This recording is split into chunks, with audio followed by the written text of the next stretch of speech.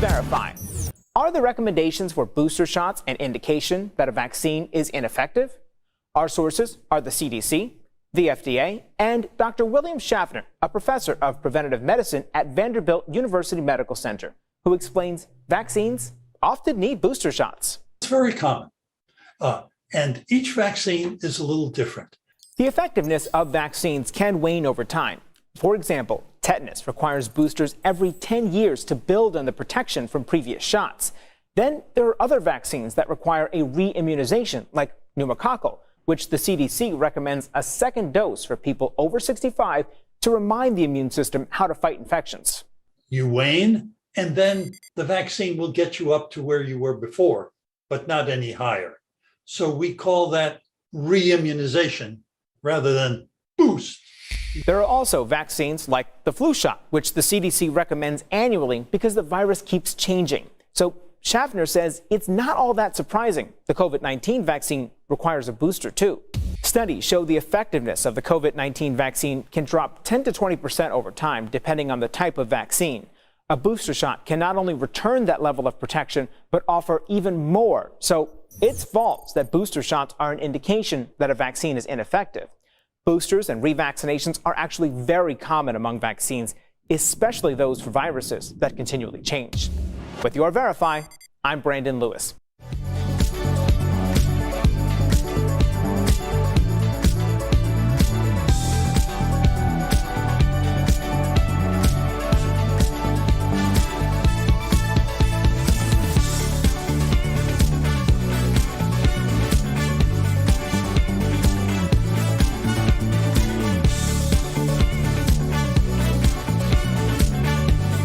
This is Daily Blast Live. We're talking about what you're talking about. You all ready for this? Dun dun dun dun dun. This is a sham. No. Y'all, just stop. Welcome to DBL. It's Tuesday, November 2nd. I'm Tori here with Al and Erica. It's good to see you both. Good to see you as well. Thank you. All right, let's start with an update on the deadly shooting on set of the Alec Baldwin movie Rust. So the assistant director, Dave Halls, is now breaking his silence over the shooting, saying he was shocked and saddened by the death of Helena Hutchins. Dave's lawyer also insisted that it was not his job to check the gun that he handed to Alec Baldwin. So here's what his lawyer had to say. Expecting an assistant director to check a firearm is like telling the assistant director to check the camera angle or telling the assistant director to check sound or lighting. That's not the assistant director's job. If he chooses to check the firearm because he wants to make sure that everyone's safe, he can do that, but that's not his responsibility. What do you guys think? When we looked up assistant director and their roles, and at the very bottom, it did say safety, in charge of safety and holding safety meetings, and at least one person said so far there have been 2 accidental weapons discharged on this set. There have been no explanations, no safety meetings that he would have scheduled. What do you guys think? Well, it's not surprising that his attorney's speaking out, probably as one of the first attorneys to speak out in someone's defense, although charges haven't been brought against anyone at this point, because his name has been thrown into the mix so many times, not only based on the 2 incidents on this set, which you just named, but also because of past issues that involved him and he seemingly was culpable in. So I could see them trying to, especially on that platform, trying to mount a defense with a demographic that might be a little bit more empathetic to the situation. Get ahead of the story with that group. And just quickly, I just don't understand when we talk about safety, that's very opaque to me. And also with safety, you have to have some kind of training. So if in Erica's job description it says safety of fire extinguishers, she has to have been trained on how to check them, make sure. You can't just say, safety. Oh, and the last bullet point on your job description is to take care of the fire. You have to be trained in these ways. So if he was trained, then maybe I'll hear it out. But after just saying he's in charge of overall safety this grandiose concept, I don't know if we can hold somebody's feet to the fire for Interesting. I do think it's interesting there were no safety meetings. There was also an accidental special effects explosion between takes and no explanation. So interesting update on that. Well, speaking of the shooting on the Rust movie set, take a look at what former Real Housewives star Kelly Dodd and her husband Rick Leventhal dressed up for as Halloween.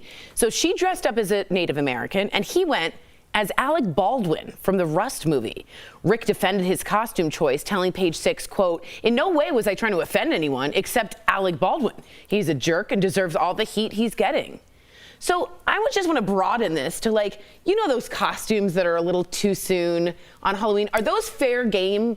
Like the Steve Irwin one where the guy had the stingray coming out of his chest. I was like, yo, the year he died. I'm like, is that funny to people or is that off limits? Well, look, I'll just say this, not to me. Right. You're legally allowed to do whatever you want, but you have to be ready for the pushback, the consequences, and also be able to sleep at night. If your costume, if as far as your imagination can go, your sense of humor can go, is to make fun of somebody that's recently lost somebody very near to them, somebody that's lost their mom, if that's hilarious to you, you have every right to do it. So if that's okay with you, if you feel like the people around you respect that and you would want to be around people that respect that, then that's on you. I'm not going to stop you. Well, see, this story to me screams more about the thirst level of this pair than anything else. So like they thirsty. are Mile such 25. Mile 25. There is truly someone for everyone. You know, if you are still upset that you did not get asked to return to the Real Housewives of Orange County, just say that. Just say that. We don't need to like troll people in hours of, because this, make note, Alec Baldwin is going to be fine. Right. Like he's going to be okay. Who's not going to be fine is the family of Helena Hutchins. That's right. So if this is what you wanted to do in order to get your name out there, congratulations. But I don't think that it's going to get you recast on Real Housewives of Orange County because it just wasn't a really great story arc. Wow. At all. Interesting. Thirsty. Need some water up here. Get it? I got it. Okay. Have you ever gotten stiff for work? Thanks, Rob. For work you did. Well, check out what one contractor did to a bathroom he remodeled. He took a sledgehammer to it because of a disagreement about payment. He says he was owed over $4,000 for the work and thought he was getting stiff. The homeowner reportedly claims she was just not happy with the remodel and was waiting to inspect it further. Now, I've seen the shots that he finished, and you can see grout coming out of it. It's messy. I would have not wanted to fully pay and be okay with that. I would have probably had to have gone to the courts. But a sledgehammer, what do we think here? I think it looked great. I think it's a good idea, Erica. I think hear me out. I think that we have these things called smash rooms, right? Yeah. But they're always kind of like low rent and old beat up stuff. Yeah. Why not have a smash room with a brand new bathroom? Did you see how relaxed he was with the sledgehammer? You wouldn't pay $300 to go in there for a half an hour and just tear it up? I think smash rooms are great, but this is someone's home. I know. That's the problem. I'm still working. There's still some kinks in my business model. Right. Right. I understand. First of all, this is a legal issue. Yes. Correct. This needs to be, yes, it needs to be decided in a court of law. You cannot walk into someone's home, regardless of the circumstances, and start beating the crap out of their residents. Would she have we're in Colorado, would she have been within her bounds legally to have shot him? To have stand your ground. Honestly, you are being violent in my home. And also, and being asked to leave. So his claim is those are my materials. I paid for all of that. That's my property. Therefore, I can destroy it if I want. I don't think that would probably hold up in court, but that's his response. But I think this is a bigger, we can talk about this all we want, but this is a bigger thing. And Erica, I'm sure you've had work done in your home. I'm sure you have too, Tori. It's a weird situation because you're asking somebody to make something look like you would like it, like you think it looks nice. But that's a very vague kind of personal thing. But you should see the pictures. It almost seems like the same thing that would happen with a hairdresser. I don't understand that. So would it be the same conversation if you say, make my hair look like I want it to look? I think that there is a way, there's taste, and then there's not completing the task that you were asked to complete. And some of this is very subjective. I have hired people, and there have been things that weren't exactly up to to the standard that they guaranteed me. Right. So the way to rectify that is to call or email that person and say, hey, you know what? I know that you laid this out this way, but it seems to me like my curtains shouldn't look like I rolled around in them in the grass. Right. You know, can you bring a steamer out and fix it? Or it seems to me like the grout shouldn't be coming out of, can you come in and fix it? Because most people of sound mind are going to want to do that so that their quality of work is something that you will pass on to the next person. Because it's not about, oh, he got it right 1,000,000% the first time. It's about he worked with me until we came to an agreement that the satisfaction was guaranteed on both ends. 100%. And if you do look at the photos, I suggest you look them up. It wasn't okay. He left it messy and unfinished. But what if you're a contractor dealing with somebody unreasonable? We'll talk in the break, but like, what if somebody's like, you're like, this is perfect. I measured this out to the specifications. Right. That's when you go to the courts. Am I right? Yeah, I guess so. Knock, knock, who's there? That's the courts. not fun. I want to hit things with a sledgehammer. That's way faster. You're not doing it. Coming up on DBL, Matt Franco is the first magician to win America's Got Talent, and we know why. Stick around for the incredible card trick he showed us. But first, Philadelphia bans low violation traffic stops. How this new law will work to combat racial bias in law enforcement. Closed captioning provided by Near and dear to my heart, making contracts for things that are what I see like emotional, like something that is going to vary from person to person. If you have a contract here at DBL and they're like, you need to talk for a half an hour from 10:30 to 11 to 11:30, you can decide whether that was fulfilled or not. But if I just go, Tori, I want you to make my garden look really pretty. No, I would suggest That's not how contracts work. When you're dealing with a contractor for your home, there's renderings, there are photos, there's like a whole, it's not like, oh, a subjective, like just make my bathroom look big or look prettier. It's like, no, this is the specific tile. This is exactly how it should look. There's renderings for things like this. It's not like. And they did have it up. The tiles were up, but I will say, like, you could see the cement smeared. You could see it on the other paint. You could see open grout, like things that would not be acceptable to like anyone. Mm-hmm. It's not like make it nice and he said I did. This is unacceptable, unfinished work. But what if you're a contractor and you look and it does look like the photos that you've laid out, Erica, but somebody like when the person that hired you is like, yeah, but I don't like the corner here. I know you can't see it, but can you just They can go to the courts too, though, Al. Yeah. But do you want to do that for every client that you have? Well, yeah, if you are guaranteeing a certain clientele, of course you want to do that because most people get a lot of their work from word of mouth, especially in a community like that. So it's like, that's so strange to me because when you have somebody come into your home and perform work, then unless it's something that's so egregious, like they're generally that tit for tat thing doesn't really exist. Like for me, I've told people like, hey, you know, I noticed that there's grout coming out of the side, you know, and now they come back and work on it. And then they come back and fix it. My tree and then I'm trimmer like, didn't trim thanks, right. this is great. Yeah. And also they don't charge you for it because they want you to be happy with the work. It's like, call them next time. right.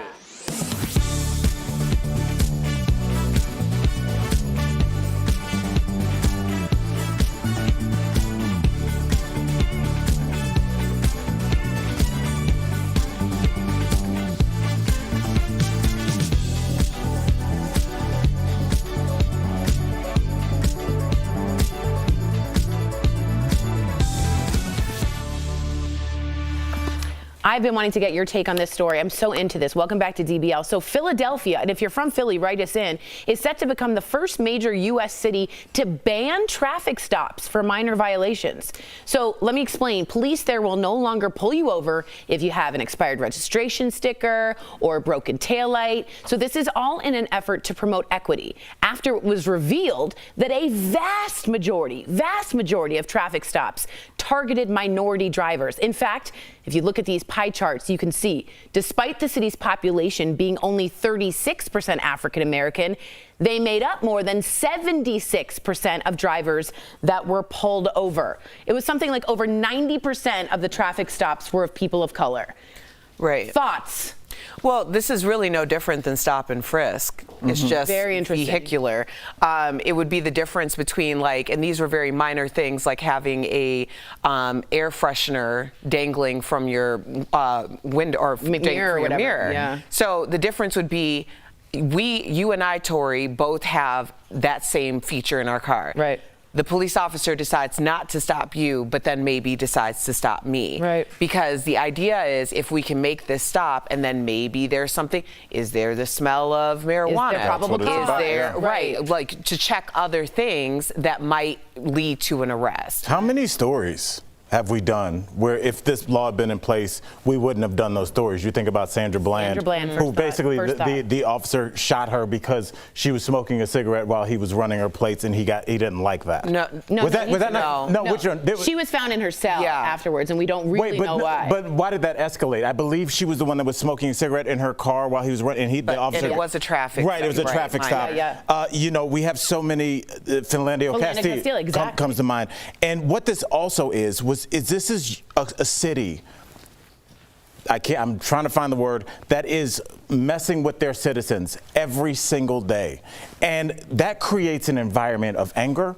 That creates an environment of enragement. And that's where we get things like Ferguson. What was happening in Ferguson is they were just basically using the black people in their city as money. They were just jaywalking tickets and just tickets for people that are already destitute, just taking their money constantly. And that's why that city literally exploded with anger. Because you take your citizens and you put them in a place where you back them up against the wall to the point where they can't go any further. And things like this will save the citizens. It'll save the cops too. I have a friend of mine, he's one of my best friends, he's Cuban, Miami. He said his brother's a cop. And he said his brother honestly said to him, he was like, when we pull people over, we're scared because people that have 2 or 3 strikes get right back out. So every car I'm walking up to, I'm like, is this guy in the mode of I'm never going back to jail?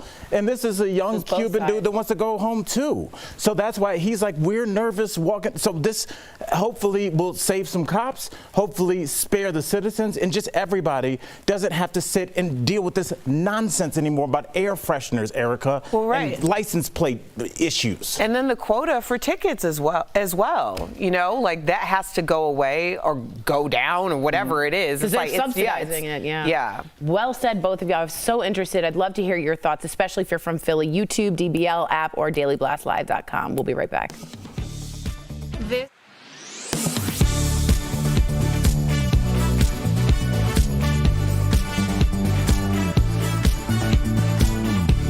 Booster shots are all the buzz since the FDA authorized them for COVID-19 vaccine recipients.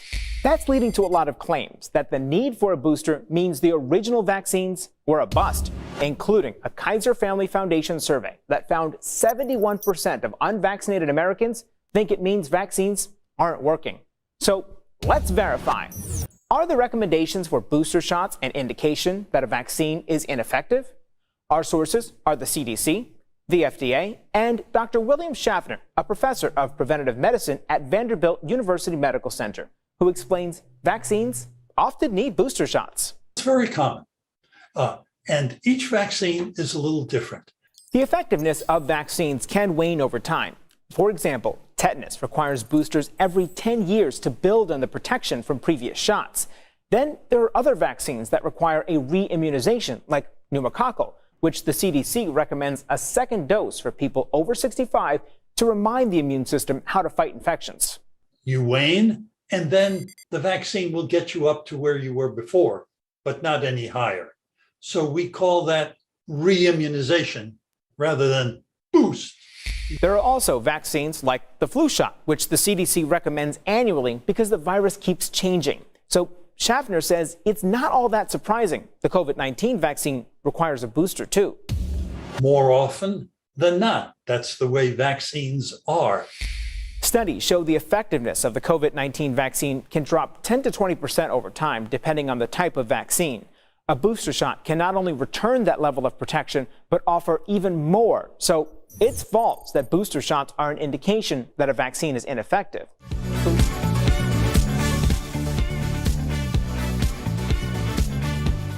Woo! Welcome back to DBL. Okay, he was the first magician to win America's Got Talent, claiming the $1 million prize and kicking off his very own Las Vegas show, Magic Reinvented Nightly. Matt Franco joined us earlier, and you just won't believe how he blew our minds. It's amazing. Check it out. Now, you've been performing magic since you were in preschool, which is crazy to me to think that. So we got to know, did you ever have an embarrassing moment on stage, maybe perhaps when you were younger? Well, I've had them as an adult too. But yes, perhaps the most scarring, I was probably around 11 years old, and I was floating a silver ball on stage. And this was in front of the high school auditorium. Of course, I wasn't in high school. Oh, we have video. Okay. And, oh boy, there's footage. There you go. And you'll see the ball just cracks in half and hits the stage. Here it comes. There it goes. Zoom out. Yep, Dad had to zoom out to show what happened. And then I run back and fix it and make it float again. But we need those. That's how you perfect You gotta your climb the craft. ladder. Look at him now. I know. Matt, I gotta tell you, big Yeah, fan. now nothing throws me off. Big fan, Matt. I watch you on AGT. Well deserved. But I gotta know, being a magician, does learning the secrets behind a trick ruin the magic at all? That's a good question. I actually think it makes it better, right? So at first, when you learn the secret to a trick, it could seem like, oh, that's it. But then when you start to think about, well, why does that fool my brain? Even after you know how it's done and you watch it again and it's still, your brain still is sort of fooled by it, that to me is fascinating. So I like getting even deeper into the psychology of how things work. But there are always two types of people watching magic, those that just enjoy it and those that I can see get ticked off. And they're like this. Funny. Yeah, well, Matt, your Vegas show incorporates so much audience participation. I've been doing stand-up for 15 years, and I'm scared to talk to the audience because it's so unpredictable. So, like, what's the craziest interaction you've had with an audience member on stage? Yeah, I love the improvisational elements. I've had lots of crazy things happen. It's crazy to pick just one. I've had someone pass out on stage where I actually caught them before they hit the stage. I think I saved her life. It was a crazy situation. I've had multiple times when I brought, because it's a show for the whole family, and at the end of the show I bring sometimes younger volunteers on stage, right? And I've had some instances where they can't hold it in and pee their pants. I've seen that, yeah. That's so magical. I've had people, it's Vegas. I've had people come up on stage barefoot. I just never know what I'm going to get. It takes a lot of courage. That's so scary. All right, so we hear you have a trick for us, Matt. We cannot wait to see it. Show us. Yeah, I was wondering, have you ever seen one of these? Do you have any idea what this is? I'll let you guys just take some guesses. Like a jewelry box holder? Oh, that's a good guess. You were close when you said box. I'll what say was that? For Apple AirPods, yeah. Like the box Now inside zoom in there. here so you can see this. Watch this. I'll show you what this is. This is actually a card box, but it's not printed yet until I go like this. What? Whoa. Now that's just the outside. The inside is of course still blank, but watch, if I close up the box, almost like origami, I fold it up and then I snap.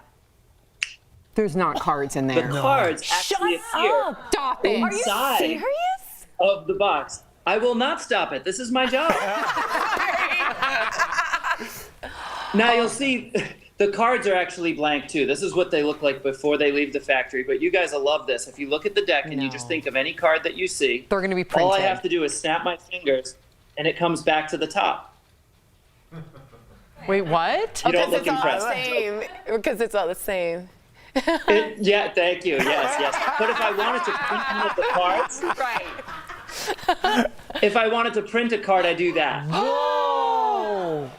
Yeah, no, it happens kind of quickly. Don't miss it. Watch. All I do is if I wave the hand over, you'll see this is what they look like before they leave the factory. Let's say you're playing a game of poker, and in your hand you have a 5, maybe a 10, maybe a 9, maybe a 4, maybe a 6. Of course, I don't have any of those cards. But if I did, they would actually look like this. But this is a trick card, right? Because there's nothing here, except it's all the way here. Now you have a back without a face and a face without a back. It doesn't make much sense, but if I snap, that makes not just one card, but every card in the deck. Not just the faces, but also the backs. Matt, you're a full factory. That's insane.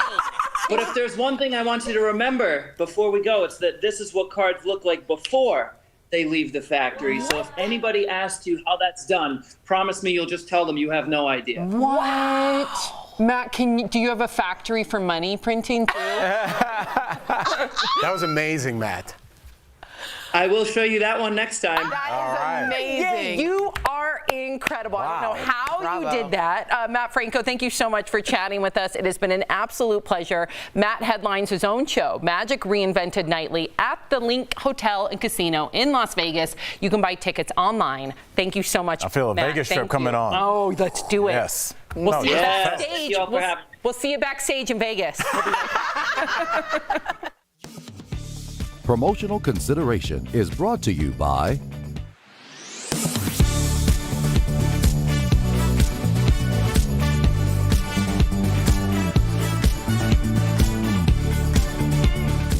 Well, that sound means it's time to verify. The thermometer number is dropping almost in cadence with the COVID case count lately. Nationwide and here at home, we're making big strides fighting COVID-19, but health experts have cautioned we are not at the finish line yet. That brings us to a claim by Carol Harris. She said we need a good freeze to kill all these germs. So is it true a freeze or even just cold weather can kill viruses like COVID and the flu?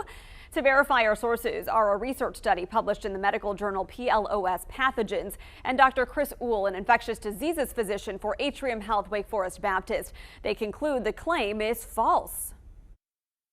Respiratory viruses in particular, they transmit differently because where do they live? They live inside people and they thrive inside people and they transmit from person to person, particularly when we're indoors. So actually, particularly respiratory tract infections go up when it's colder and in the wintertime. And with COVID right now, we're seeing that.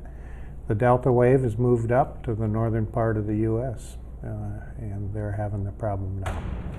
It's the same reason the flu typically peaks in wintertime. In a 2007 research study, scientists used guinea pigs to monitor how they spread respiratory viruses in different temperatures and relative humidity. They found flu spreads much more easily at dry, cold temperatures than warm temperatures with high humidity. One theory is because cool, dry air loosens up the nasal mucus and makes it easier for viral particles to get into the respiratory tract. But this left a big question. Why then do warm and humid climates like that of Florida still have flu seasons? The researchers suggest in these tropical regions, viruses spread more commonly through contact with surfaces rather than through the air. Also, people spend more time indoors to escape the heat. And as Dr. Uhl said, it's easier for respiratory viruses to spread indoors. In conclusion, we verify no, a cold freeze does not kill viruses. In fact, it does the opposite, facilitating its spread. So how did this claim originate? Dr. Uhl thinks it's because hard freezes can kill ticks and mosquitoes, but those illnesses the pests carry are not respiratory and spread through bites instead of aerosol droplets. With your Verify, I'm Megan Malaris.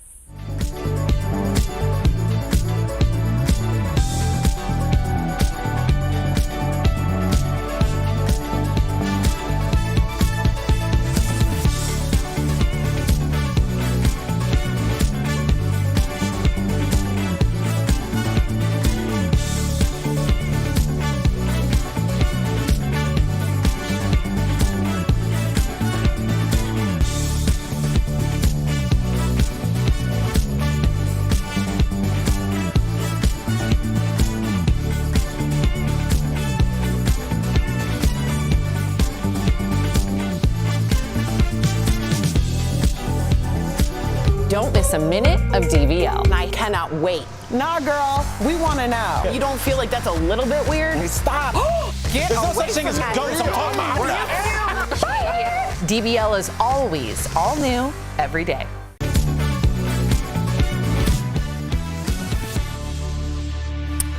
Welcome back to DBL. Have scientists found the fountain of youth? Well, it could be I'm living proof. Look at me. exercise. Two different things. We're chatting about it in DBL's Focus on Fitness presented by QB. So first up is HIIT exercise, short for high intensity interval training. Researchers say it jumpstarts aging cells to create more proteins, especially stopping the process of aging at the cellular level. Next, one study finds that just 6 months of aerobic exercise can help reverse the effect of aging on the brain. And finally, dance. Researchers say dancing may be more effective at turning back the hands of time than other forms of exercise. Staying active is so important. QB has made it easy. Try their under-desk elliptical at home. Call 1-800-556-2089 or visit QB.com to learn more. I did want to give a shout out to Ron Gardner, U.S. Army retired. Thank you for your service. He says when he called cold gun, speaking about David Halls on the Rust set, that in itself implied he had checked the gun. It's inexcusable. Interesting. DBL's new every day. We'll see you same time, same place tomorrow. Bye, guys.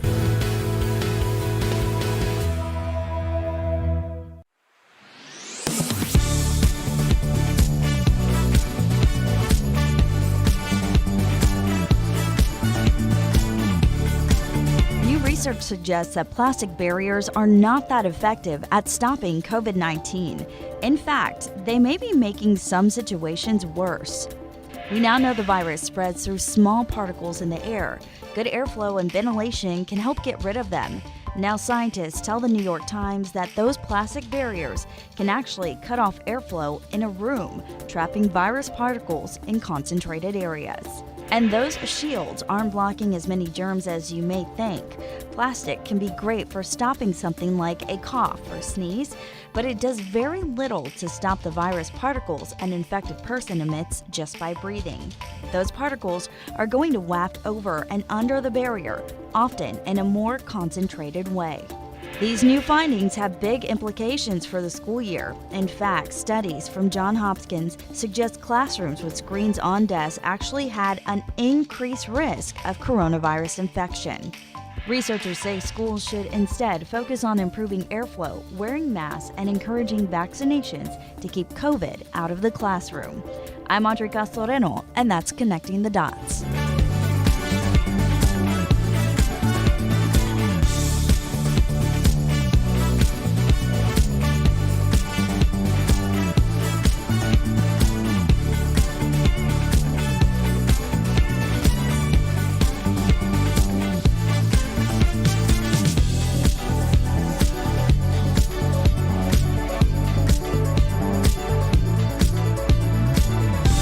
Here's what we're talking about today on Daily Blast Live. A former Fox News reporter dresses as Alec Baldwin's character in Rust for Halloween. The backlash that was quick to follow. Caught on camera, a contractor takes a sledgehammer to a customer's bathroom. What led to the rampage? Jessica Simpson shares a new photo of her rock bottom, why her sobriety is in center focus this time of year. And joining us live today, Mr. Manners on airplane etiquette and reggae royalty, Ziggy Marley. Oh my gosh. Are you insane? This is a sham. No. Y'all, just stop. Finally here, drum roll. Welcome to Daily Blast Live. It's Tuesday, November 2nd. I'm Tori in for Sam today, and I'm here with my good friends, Al, Jeff, and Erica. Good to see you all. Let's start with an update on the deadly shooting on the set of the Alec Baldwin movie Rust. So the assistant director, Dave Halls, is breaking his silence over the shooting, saying he was shocked and saddened by the death of Helena Hutchins. Dave's lawyer also insisted that it wasn't his job to check the gun that he handed to Alec Baldwin. Here's what his lawyer had to say. Expecting an assistant director to check a firearm is like telling the assistant director to check the camera angle or telling the assistant director to check sound or lighting. That's not the assistant director's job. If he chooses to check the firearm because he wants to make sure that everyone's safe, he can do that, but that's not his responsibility. I like how lawyers take normal logic and twist it around and make you feel insane, right? Right. If someone hands you a gun and says, there's no bullets in here, cold gun, you'd feel safe to shoot it, right? If I gave you matches to give your kids and they burned down the house and I said they wouldn't light, Would I have some responsibility in that? I mean, that's logic, and that's logical, but I mean, not to attack lawyers. My father was a lawyer, but that's what they do. They're supposed to take things that are logical and make you look at another way, because all they need is that little seed of maybe a little doubt, and that's all they need. So that's why they play with language the way that they do. When I saw this, Erica, I just saw somebody not only obviously saying that this isn't my fault completely, but I think I'm waiting for somebody to throw one person directly under the bus, because it seems like they're kind of playing around, passing the buck. I'm waiting for somebody to start naming names. Like, it was Erica that gave me the gun. She said it was fine. I'm waiting for that day, because right now it seems like they're kind of playing nice. Well, I think the implication is that day has come. When we are having these conversations about this incident on set, his name has been brought up for a multitude of reasons. There were a few incidents that happened previous to the actual fatal shot. Also another project that he worked on. I'm looking at this from an aesthetic thing, because now it really feels like this attorney is more making the rounds for the court of public opinion than necessarily the judicial system. Just the idea of the platform that they chose to go on, will there be more empathy for this person and getting ahead of it, because obviously his name is being used as maybe the fall guy. Yeah, as the fall guy. Well, let us know what you guys are thinking. It is still, the story will keep unfolding and we'll keep updating you. But speaking of the shooting on the Rust movie set, take a look at what former Real Housewives star Kelly Dodd and her husband Rick Leventhal dressed as for Halloween. So she dressed as a Native American and recently found out she was part Native American. And he went as Alec Baldwin from the Rust movie. So Rick defended his costume choice, telling Page Six, quote, "In no way was I trying to offend anyone except Alec Baldwin. He's a jerk and he deserves all the heat he's getting." So expand this for me. And do you guys have a problem with like this kind of Halloween costume? Is Halloween all hands off, you can do whatever you want? Or is it like this was really just like in poor taste? There's a lot going on here. Yeah. Let's just say that. We could go on many different angles, but Erica, I like your take on this. Which angle would you say that this family is going for? This angle is called "The Thirst is Very Real." Thirst is real angle. Yes. First of all, you know, good job on Kelly Dodd finding out her ancestral connections and history. I too did my ancestry, and it turns out that I'm 45% Nigerian. It was never the one or the two thought for me to dress up as a Nigerian for Halloween. So that's strange in itself, because that's not a costume. Also, with her husband, hey, there is somebody for everyone, okay? Because Rick and Kelly found each other. Sis, if you're still upset that you are no longer on Real Housewives of Orange County, just say that. Just say that. You don't have to do all these outlandish things in order to get attention. It's just for press. Yeah, I mean, I think they're filming now. The show's going on without you. It happens all the time. Housewives are replaced. But see, that makes Get a sense. grip. I'm thinking about all the people that took pictures of the reenacting the George Floyd scene. Just regular people that weren't on the Real Housewives that took those and posted that on their social media. And I always thought the fact that I'm seeing that is crazy, but the fact that they posted it meant that most of the people that they know follow them would have been okay with that. They posted it to their own social media. So maybe there is a faction of society that is okay with somebody's death happening in order to go after somebody that they don't like. Clearly. And it just blows my mind. I find it very distasteful. I think, and but you probably don't follow them. Of course, I'm probably not in that art. I'm probably not in that. But so then are they just feeding the lion that is their followers? It red meat to the lions. My problem is Helena Hutchins. Like, there's someone who's dead here, and I just find it a little egregious in that case. I would love to hear your opinion on this. Have you ever gotten stiff for work you did?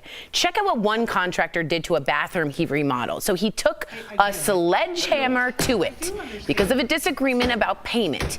He says he was owed over $4,000 for the work and thought he was getting stiffed. The homeowner reportedly claimed she wasn't happy with the remodel and was waiting to inspect it further. And I did look at the pictures, and it was not finished. Like, grout cement was showing, there was grout on the paint. Like, no one would have said that's really acceptable. So who's wrong and who's right here? I did remodeling like growing up with my friends' fathers and stuff, and we remodeled tons of bathrooms. And the owner picks out what they want before it's installed, right? And it's not a process that goes up in a day. That takes a couple days, maybe a week to put up or a weekend, depending on what you're doing. As you go through the process, you go to the owner. Are you like what's going on so far? Almost like a haircut. Yeah. Do you keep this? Is this fine? Is this spacing good? Is that all right? And if your work's not done right, you have to fix it as the contractor because your word is only good as your reputation. Right. And if you're going to bust up a bathroom, this guy's got to find some other work to do because who's going to hire this guy after this? Right. Yeah, I completely agree. Anyone who's had any type of work done in their home, you're not expecting necessarily that when they're finished, it's 100% to your liking. There is also a step that goes into it in terms of like, is there anything that you're seeing aesthetically? Is there and grout is an easy fix. Right. I mean, to like just remove extra grout. But for this man to come into someone's home with a sledgehammer and an attitude. In Colorado, he's lucky he didn't get shot. At this point, he's a trespasser because I'm sure she asked him to leave the premises. So I wouldn't suggest anybody try to take the law into their own hands. Take them to People's Court. There we go. The People's Court. Dun, dun, dun. We needed a sound. I made one. Coming up on DBL, the Real Housewives franchise is picking up a new location. And for the first time, it's international. We'll tell you where. But first, Philadelphia bans low violation traffic stops. How this new law will work to combat racial bias in law enforcement. Stay tuned for that combo. I do understand.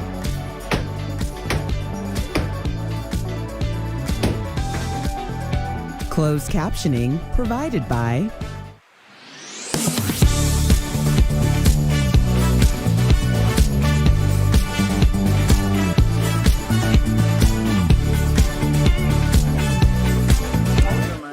Yes. So I do have to just correct something. Apparently, the owner wasn't there at the time. It was the neighbor. They called me back. But the fact still remains, like, you are trespassing. And also, you're destroying property because that's still her home. Like, what if he would have gone through the tile and hit a pipe and now she has to replace it? It's just, this is a civil issue, and that's how it should have been handled civilly because that was completely out of line. But I know a lot of people have other opinions about how it should have been handled, but I'm just saying that wasn't right. Yeah, she was definitely out of town, just, like Erica said, but I suggest you go in if you're interested. Also, is there a song, Sledgehammer? What if she's a bathroomzilla? You ever heard of a bridezilla? It doesn't matter, that's your money. It does matter because that seemed like a man that had been pushed to his limits. I'm not saying that man has an anger problem. I saw those photos, it was not finished. That was an incomplete job. But you have to, even if she's out of town, you have to keep them updated. To start over. Anger. It just, I mean, maybe the updating makes sense. But what would have happened if he swung it too fast and then broke the window or hit a pipe or hit that guy. Something? It was like there were so many things that could have gone wrong in that situation. Just the idea that that's how you handle things as a business person. It seemed like he was going to have to take it down. So it seems like he was starting that process. Issue, I think. Yeah. Oh, yeah. But I mean, even if you're out of town and I'm working on someone's bathroom, I'm going to say, hey, listen, I just put up this wall. Do you like it? Like I would bring the process to them instead of getting it all done, and then they're like, I don't like it.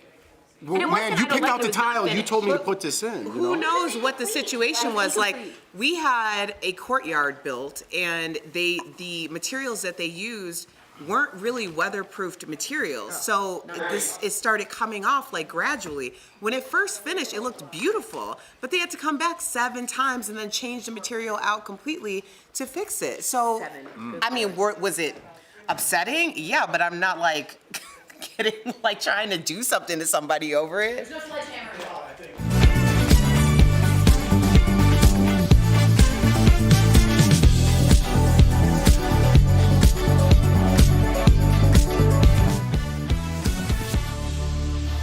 Welcome back to DBL. I'm so interested in this story. Philadelphia is set to become the very first major U.S. city to ban traffic stops for minor violations. So police there, for instance, will no longer pull you over if you have an expired registration sticker or a broken taillight. So this is all in an effort to promote equity. It was revealed, though, that a vast majority of traffic stops targeted minority drivers. In fact, if you look at these pie charts, you can see despite the city's population being only 38% African American, they made up more than 76% of drivers that were pulled over. I think the full number was 90% or above were people of color that were being pulled over, which is insane to me. What do you guys think about this? Could this be a good thing to help stop violence and hate against the cops? I think it's a bigger thing than even the four of us realize, because what traffic violations do is they set in motion everything else that we complain about in terms of inequity. So yes, there's the mental health of a community just being constantly messed with by the law enforcement, but the bigger picture is in a working class neighborhood. Take Ferguson, for example, where the population is 66% black. You're pulling them over constantly. They either decide to pay this ticket or pay their bills. If they don't pay that ticket, now they have a warrant. Now they're getting picked up again. Now they've got fines that they can't pay. This thing leads into bail. This leads into an inability to vote.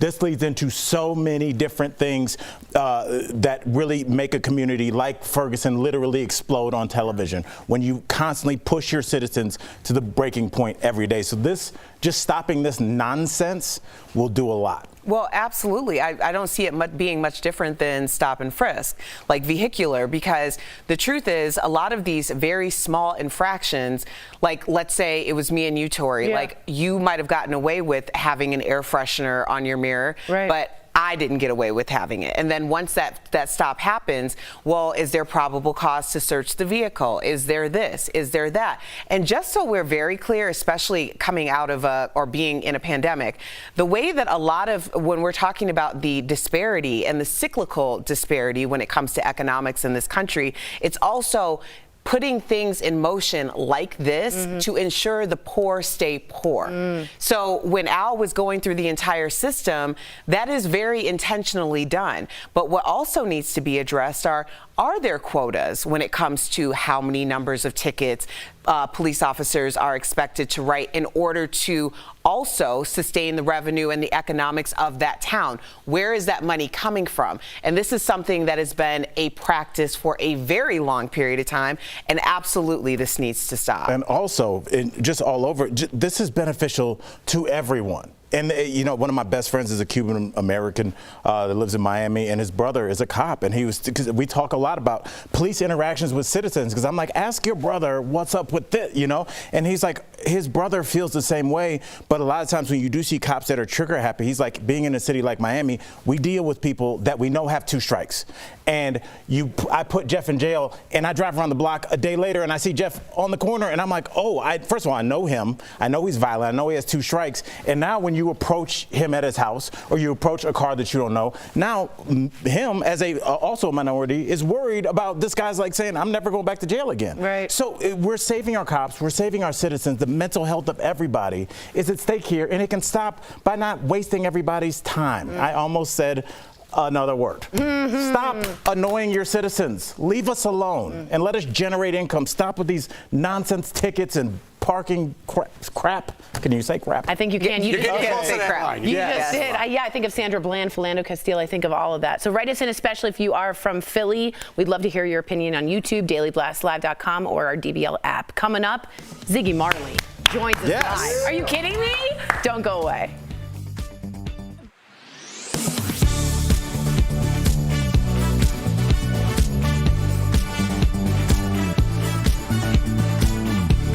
Booster shots are all the buzz since the FDA authorized them for COVID-19 vaccine recipients. That's leading to a lot of claims that the need for a booster means the original vaccines were a bust, including a Kaiser Family Foundation survey that found 71% of unvaccinated Americans think it means vaccines aren't working. So let's verify. Are the recommendations for booster shots an indication that a vaccine is ineffective? Our sources are the CDC, the FDA, and Dr. William Schaffner, a professor of preventive medicine at Vanderbilt University Medical Center, who explains vaccines often need booster shots. It's very common, and each vaccine is a little different. The effectiveness of vaccines can wane over time. For example, tetanus requires boosters every 10 years to build on the protection from previous shots. Then there are other vaccines that require a re-immunization, like pneumococcal, which the CDC recommends a second dose for people over 65 to remind the immune system how to fight infections. You wane and then the vaccine will get you up to where you were before, but not any higher. So we call that re-immunization rather than boost. There are also vaccines like the flu shot, which the CDC recommends annually because the virus keeps changing. So Schaffner says it's not all that surprising. The COVID-19 vaccine requires a booster too. More often than not, that's the way vaccines are. Studies show the effectiveness of the COVID-19 vaccine can drop 10 to 20% over time, depending on the type of vaccine. A booster shot can not only return that level of protection, but offer even more. So it's false that booster shots are an indication that a vaccine is ineffective.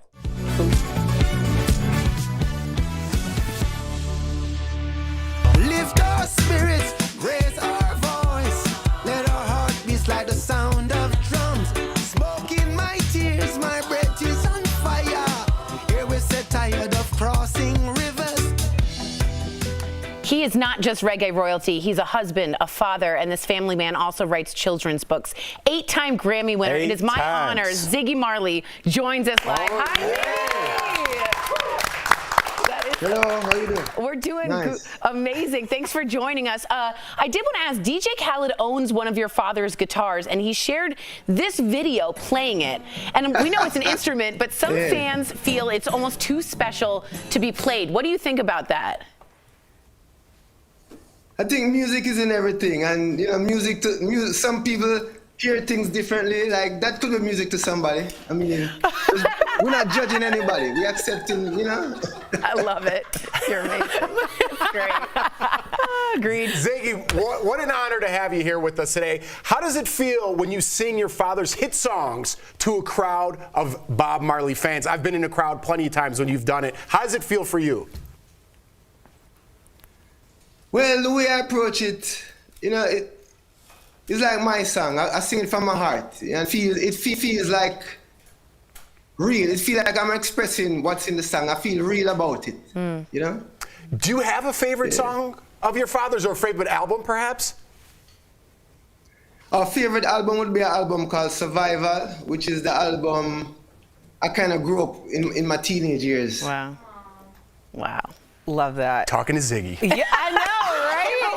It's a little surreal. It's a little surreal. Now, Ziggy, let's get straight to it, because your latest album, More Family Time, features stars like Sheryl Crow, Busta Rhymes, and even Jamie Lee Curtis.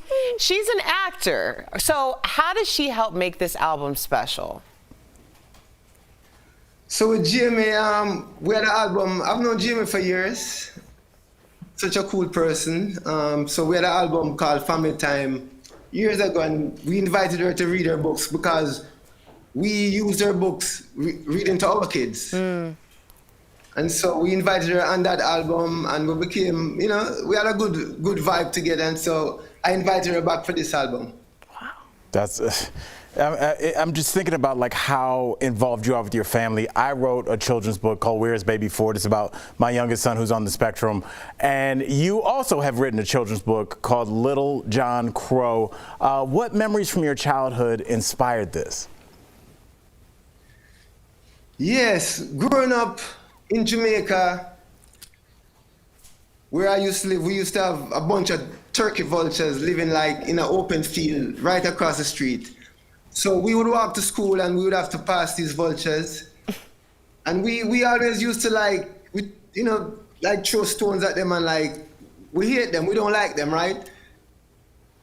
So that is where the story is coming from. And then now that I've grown, I've come to appreciate these creatures and understand what important role they play in my life, in our lives. And so it's that journey of accepting and changing and learning. I absolutely love that. Now, as a father, was it important for you to make music and write books for children as well? Because it seems like you're really involved in their life. Yeah, well, they're inspiring. You know, children are inspiring to me. They teach us a lot. You know, patience. We have to have a lot of patience with them sometimes. You know, absolutely. Love them, teach us love. So, I mean, being around my kids, there's always like a creative energy. There's always some kind of beautiful experience going on. And so they just inspire me. I mean, children inspire me. Ziggy, I don't know if there's a person throughout history that unites people the way your father did, across shapes, sizes, sexualities, everything. He brought the world together. Do you feel any pressure? You do a great job of it. Do you feel any pressure that your father had of bringing people together? No, man, we don't feel no pressure. We grew up, that's the way we grew up before he was what we know him as of today. This is how we were as we grew up. This is who we are. It's not, it's not a show. It's a reality, you know what I say? So, this is like, no, it's normal. Normal. Totally normal. Totally normal. Can I ask you really quick, your dog, someone wrote in just now that you wrote a song inspired by your dog. You love your dog. There's a picture we have, I think. Tell me about your dog. It's with the family. Romeo. My dog, Romeo. Yeah. So Romeo, my kids always wanted a dog. See, yeah. And it took us like 10 years to kind of like succumb to the pressure. And so we got a dog last year, right before the pandemic, right before the quarantine. And it's been a wonderful addition, a challenging addition, but a wonderful addition to the family. And the kids, we love each other and we play. And, it's good, it's great. It's great. I feel like it gives them an appreciation of another species, not a human being, but another creature. Yes. To understand that relationship, I think it's really good. Just like the turkey and the vultures. That's so interesting. It was so honestly wonderful to have you, Ziggy. Thank you so much for joining us. Everybody on the panel is just beaming. We're just so happy, it's like, really. I'm gonna call my friends and be like, what'd you do today? Yeah. Just so they prompt me to say, what'd you do? I talked to Ziggy Marley. Yeah, beat that. DBL Nation, go to akashicbooks.com and please order a copy of Ziggy's new children's book, Little John Crow. Again, I can't say it enough. Been an honor. Thanks a lot, Ziggy. We'll be right back. Thanks, brother. Thanks. Listen, no. All right. Oh, man. Promotional consideration is brought to you by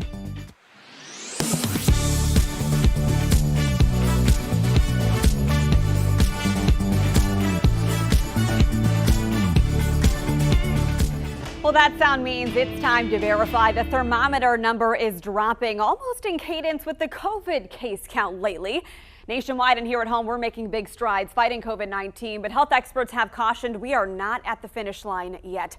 That brings us to a claim by Carol Harris. She said we need a good freeze to kill all these germs.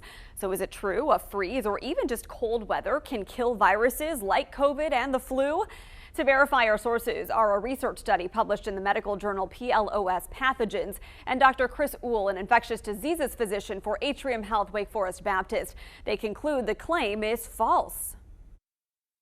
Respiratory viruses in particular, they transmit differently because where do they live? They live inside people and they thrive inside people and they transmit from person to person, particularly when we're indoors. So actually, particularly respiratory tract infections go up when it's colder and in the wintertime. And with COVID right now, we're seeing that. The Delta wave has moved up to the northern part of the U.S. And they're having the problem now. It's the same reason the flu typically peaks in wintertime. In a 2007 research study, scientists used guinea pigs to monitor how they spread respiratory viruses in different temperatures and relative humidity. They found flu spreads much more easily at dry, cold temperatures than warm temperatures with high humidity. One theory is because cool, dry air loosens up the nasal mucus and makes it easier for viral particles to get into the respiratory tract. But this left a big question. Why then do warm and humid climates like that of Florida still have flu seasons? The researchers suggest in these tropical regions, viruses spread more commonly through contact with surfaces rather than through the air. Also, people spend more time indoors to escape the heat. And as Dr. Uhl said, it's easier for respiratory viruses to spread indoors. In conclusion, we verify no, a cold freeze does not kill viruses. In fact, it does the opposite, facilitating its spread. So how did this claim originate? Dr. Uhl thinks it's because hard freezes can kill ticks and mosquitoes, but those illnesses the pests carry are not respiratory and spread through bites instead of aerosol droplets. With your Verify, I'm Megan Malaris.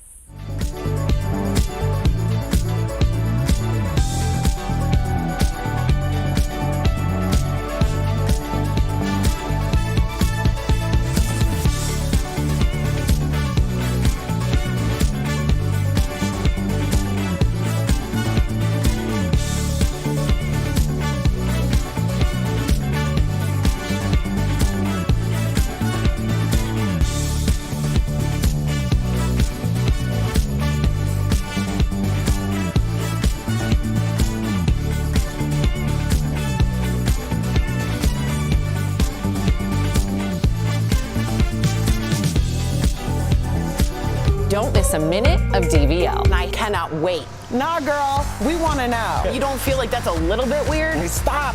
Get There's no away such thing from as that ghosts. I'm talking about. DBL is always all new every day.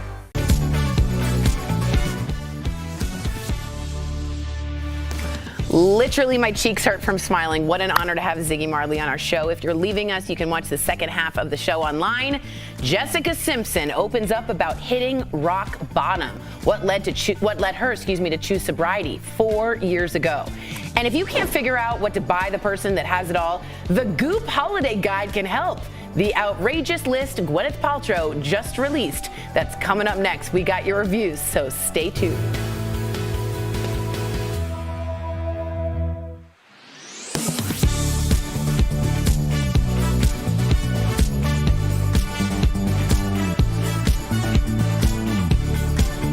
Research suggests that plastic barriers are not that effective at stopping COVID-19. In fact, they may be making some situations worse. We now know the virus spreads through small particles in the air. Good airflow and ventilation can help get rid of them. Now scientists tell the New York Times that those plastic barriers can actually cut off airflow in a room, trapping virus particles in concentrated areas. And those shields aren't blocking as many germs as you may think. Plastic can be great for stopping something like a cough or sneeze, but it does very little to stop the virus particles an infected person emits just by breathing. Those particles are going to waft over and under the barrier, often in a more concentrated way. These new findings have big implications for the school year. In fact, studies from Johns Hopkins suggest classrooms with screens on desks actually had an increased risk of coronavirus infection. Researchers say schools should instead focus on improving airflow, wearing masks, and encouraging vaccinations to keep COVID out of the classroom. I'm Audrey Castoreno, and that's Connecting the Dots.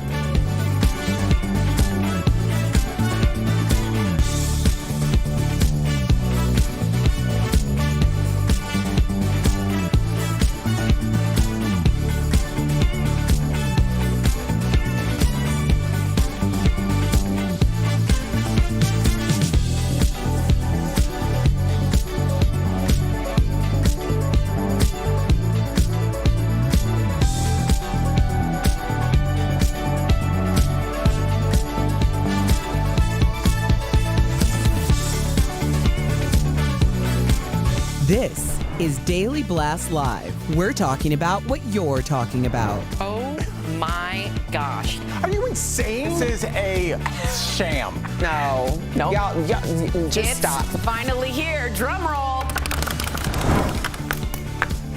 Welcome back to Daily Blast Live. I'm Tori. I'm in for Sam. I'm here with Jeff, Al, and Erica. Let's get to this story because it was all over my feed. I'm sure yours as well. Jessica Simpson is reflecting on being 4 years sober with a photo of herself at rock bottom. So Jessica posted this photo.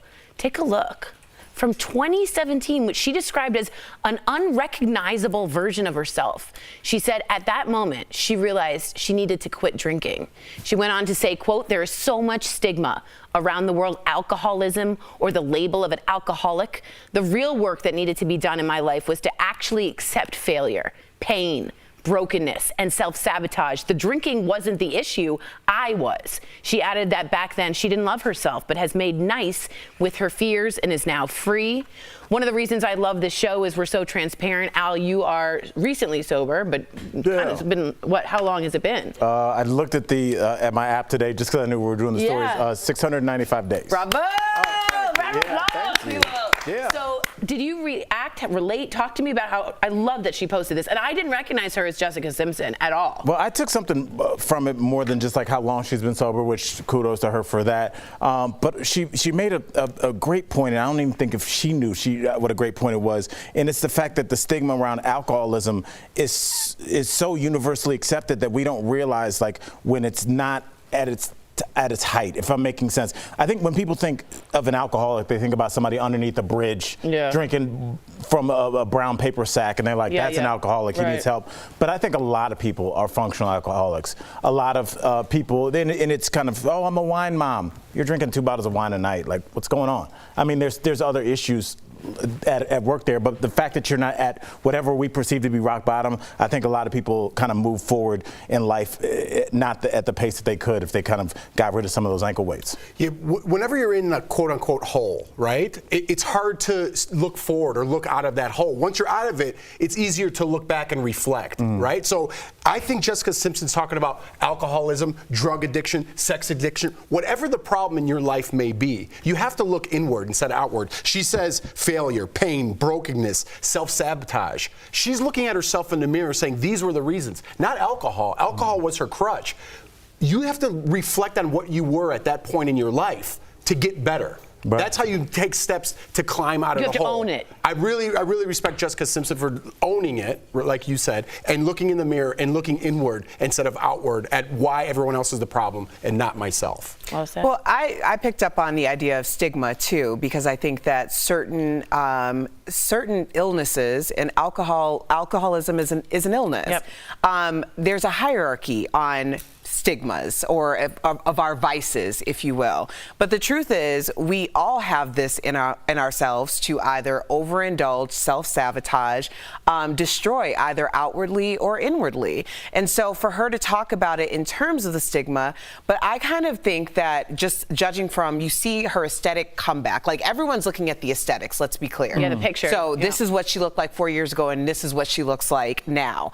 And sometimes that doesn't tell the entire picture. But I also want to encourage people that when you are on this comeback journey, I'll just call it that, you also have to give yourself a lot of grace that the journey is ever continuing. So the evolution, like, you know, when you talk about looking within, that never stops. It's not like you're looking back at the person you were 4 years ago. You're looking at the person you are now and deciding, am I managing things the same way? Am I really present in what's happening in this moment? Am I making plans for the future? That's not something where I don't look back on my broken self 10 years ago and think, wow, that girl. I look and say, she's still very much in here. And I think a lot of that gets lost when we're having these conversations. This was such a campfire talk, wasn't it? Great. I loved it. Really interesting. Write us in. Let us know what you think. We'll get ready. Big change over here. Real Housewives fans, the franchise is coming to Dubai. What took so long? Okay, Bravo announced that its first international Real Housewives reality show will be set in Dubai. According to a press release, it will focus on the city's over-the-top, jaw-dropping architecture and wild nightlife scene.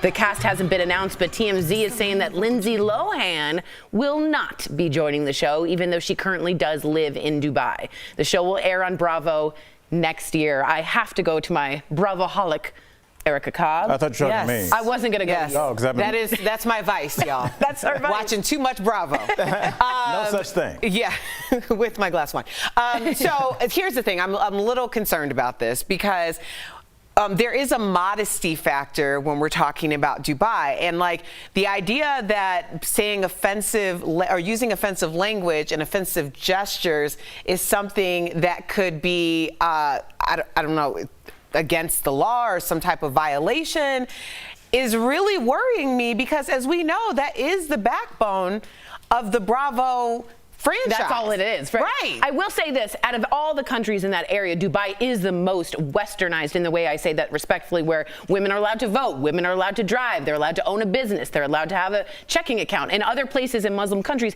that's not always the case. So I totally know what you mean. They can wear their own clothes in that way, but there's a different cloud, I guess you'd say, over it. Would either of you be interested in watching it? I'd be more interested just because it's the international aspect of things, right? I'm not really a fan of Housewives. I do love everything else on Bravo. I just never got into it. Yeah, you like Bravo. But I love it. I love it so much. I really do. I'm not being sarcastic. But the international aspect of things really interests me, right? How things are done outside the country. So the part that you say might be taboo or something is the part that interests me. Interesting. You know, because it really shows people, if you can't travel to Dubai, which I never did, it might give you an inside peek of what it's kind of like there. It's insane wealth. Insane wealth. Thanks. I was really glad you're on TV telling us that Dubai's got a little bit of money. Yep, I was worried. What I'm here for. All right. Yesterday we showed you Oprah's favorite things for the holidays. Oh, now Gwyneth Paltrow has come out with her Goop holiday gift guide. Yes. Woo! Gwyneth is known for highlighting some outrageous items on her site, and this year's list does not disappoint. Let's start. First up, check out this Focus Calm headband for $199 that measures your electrical activity in the brain. Your brain games. You play brain games and relax with guided meditations through an app, and then the headband gives you a picture of your brain activity while doing these tasks. What would your picture look like right now? Just a bluebird in a little circling. But I mean, honestly, the Calm app is huge all over the world. I think if you just got a quarter of those people to buy a headband, I mean, if you're into that, to see where your brain, how you can lower it or... And everyone wants to check their steps, their Fitbit, their tracking, their circles, right? Everyone likes checking. Right. Would you do this? I wouldn't. Okay. Next up, we have some Cashmere Bloomers for $400. They're made with 100% Italian cashmere. Of course it's cashmere. So naturally, they're dry clean only. People are laughing. Erica, don't they seem like they'd be comfortable? Bloomers? You have to dry clean? Well, just don't call them what that. Am I, 19? $400 does not comfort make. But, okay? if this is obviously, if money is not an issue. Who wears bloomers? You wear underwear. Just call them underwear and have some $400 underwear on. I don't care for this. I don't know. I think it's a nice flex. I'm just wondering what you put them underneath the hoop skirt that I was wearing for Halloween. Exactly. Like, I mean, what pants are you putting on top? Are you putting this? Or are they made to like sleep in? And if so, where's the top? Like, what's happening here? That's expensive. All right, let's move on. Slide down those snow hills in style with a Chanel sled for $10,500. Why the 500? Like, at that point, just have at it, I guess. But Jeff, I know people are going to, I'm into this. Come on, man. Jeff, if you're, again, it's just like the Bloomers. If you have $400 or $10,000 to throw at this, give it to charity. Why not?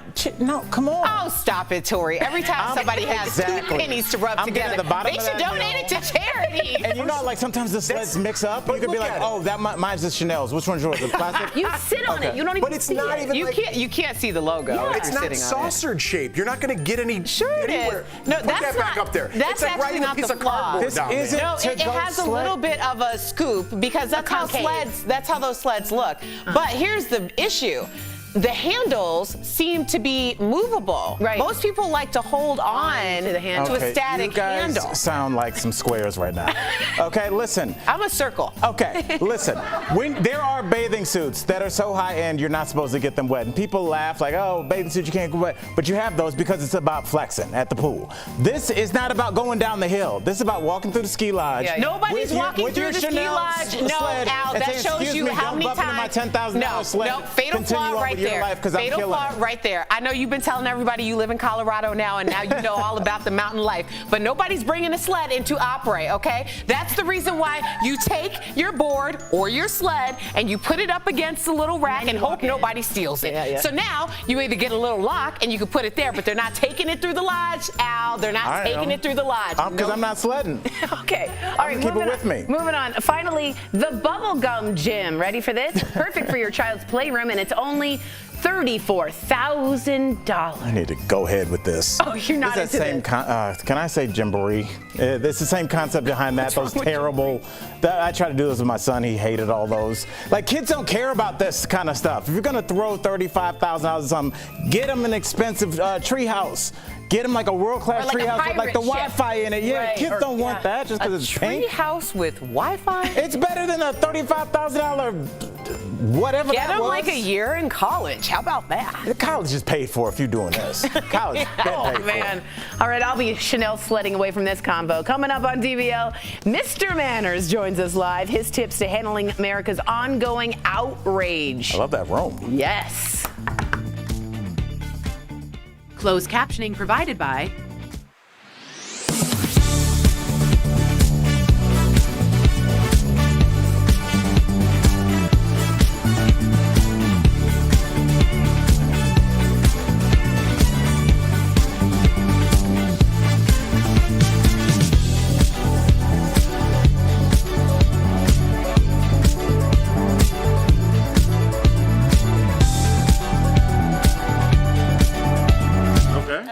It's your man checking his ringtone story. Great. Yeah. So you're going to tell him that he has a response for you, but I want you to push back and say, why can't I say something to him? Oh, good. We're going to fight with Mr. Manners. This is excellent. He has no manners. I'm just kidding. Have conversation. It's awesome. Okay. Very well mannered. Yeah, yeah. Acrylic painting with Julie just wrote, I can see Al walking the slopes in Gucci snowsuit carrying the Chanel sled. Like Dumb and Dumber, yeah. Thank you. Thank you. All right, thanks. Thank you, guys. They didn't show the one that I would kind of dig. It was like that, that cedar tub. Oh, the hot tub, yeah. But see, I'd make it a cold tub. I'd make it a cedar cold plunge because How I much like was going it? in freezing cold water. Like It was $3,400. Oh, that's not bad. $3,400, but It wasn't crazy. I like the Would sauna. you get a cold tub over a hot tub? I would get a cold tub. Really? Yeah, Okay. I would You're get a very cold tub. Swedish, Finnish. Yeah, because I feel so good after I take a steam or a sauna and then I jump in cold water. Makes me feel real good. Like a hot Do you tub like cryo? Yeah, I like it. Jumping in the water is harder, and I feel like it's better for me. But this is what you got to do. You got to get the hot tub, and then during the winter, you can just jump Make in it a the cold snow. tub? No, you just get out and get in the snow. I just feel like a hot tub's dirty. Like when you go on vacation, you're like, let's go in the hot tub. I'm like, no, Brooks I'm won't not go in going the in hot there. tub. But it's just you in there, and you No put hot your tubs. own. It's just you and whoever But you. still, I just get dirty vibes from But it. they have chlorine. Just Yeah, like but a there's a pool. lot And it's always broke, and did you put chlorine in it? But No. if it's at your house. Yeah. How many random people do you have coming through your? I don't like it. I don't like think it. your Listen, you know what sauna- else I don't like? Let's offend everybody. Trampolines in your yard. Get them out of there. Trampolines Get 'em are out of there. super dangerous. No, I don't like them in your yard. My friend has one, though, but they A hot have this tub on and it. Yeah, trampoline people says still go something over about me. that. Yeah. The trampolines are They so also jump the dangerous. name of the place.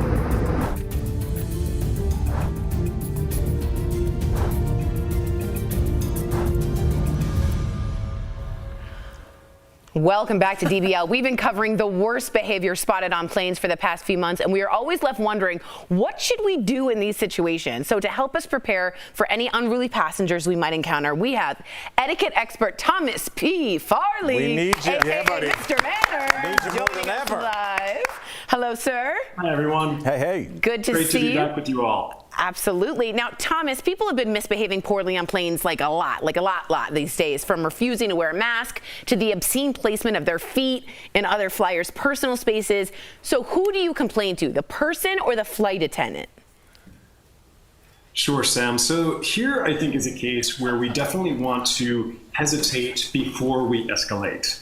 So we don't in life go around having a flight attendant button that we can ding anytime we encounter a problem. Likewise, when you're on an airplane, you've got to remember this is someone that you're likely going to be spending a whole lot of time next to unless they switch your seat. So if this is something that is two adults you can work out together, far better to deal with it that way than getting the flight attendant involved. Once you've done that, you've really gone to DEFCON 4, and sometimes it is necessary, so I don't say never do it. But if this is something that you can work out together, and there are nice ways to do so, we'll talk about that. That would be my first line of defense. Good. All right, now here's my issue. I've been traveling for 15 years as a stand-up comic, almost every weekend, and there's been a lot of times I didn't know how to confront people about their behavior. Like one time there was a guy sitting next to me. He was trying out his ringtones, but with no headphones on, so he was just going through all of his ringtones right next to me, and I didn't know what to do. So please, Mr. Manners, tell me what I should have done. Al, my heart goes out to you. Very frustrating to have that go on. I don't like hearing those ringtones, even if I'm not sitting next to somebody on an airplane. My phone's always on silent. Exactly. But if the individual next to you is not as considerate as we would like that person to be, this is what your headphones are for. So what I recommend here is you're going to cancel out rather than call out. And I know AirPods and little tiny little things that go in our ears are popular, but when you're in an airplane, I recommend something like this. Mm-hmm. This is going to make it very clear that you are not interested in the noise going on around you. And the technology now for noise canceling, you can truly be in your own little bubble, which is hard to be even if somebody's not checking their ringtones next to you. So cancel out rather than calling out. I love it. Now, can I do that if I'm on set and like my co-host Tori's saying something that's annoying me? Can I just put those on mid-segment? I'm right here. Oh, sorry. 100%. Mr. Manners with the burn. All right.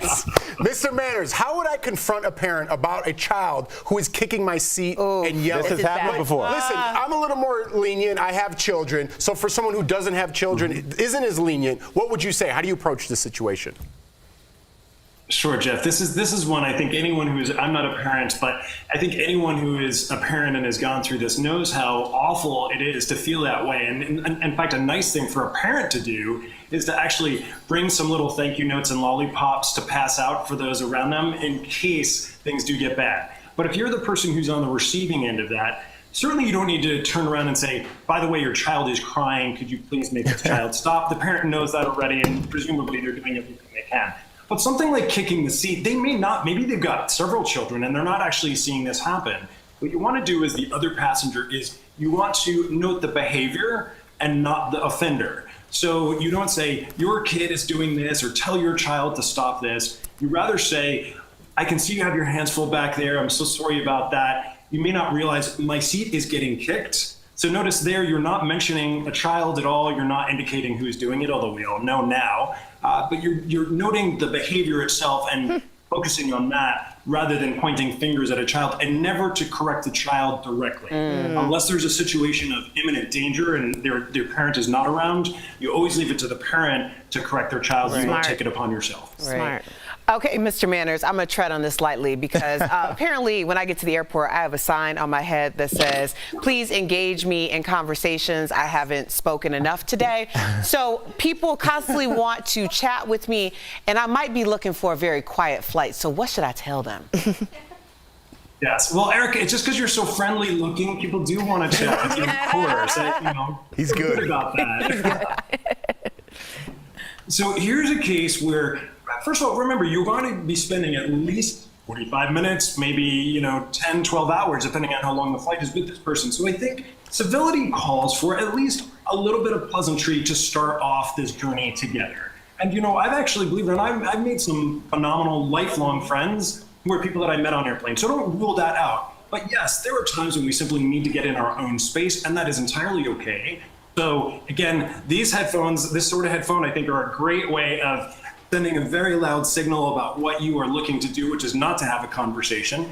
So you can say something simply along the lines of, it's been so lovely chatting with you. If I don't get this presentation done by the time we land, my boss is gonna have my head on a platter, or I promised myself to get through my favorite podcast by the time we get to LA. There are nice ways of putting it out there clearly without being rude. You guys say that to me all the time. That's weird. My AirPods. Yeah. Thank you so much, Mr. Manners, for weighing in. Thomas, there's no one more well-mannered than you. DBL Nation, you can check Thomas out on Instagram for more etiquette advice. Thanks again. We'll be right back. Thank you all.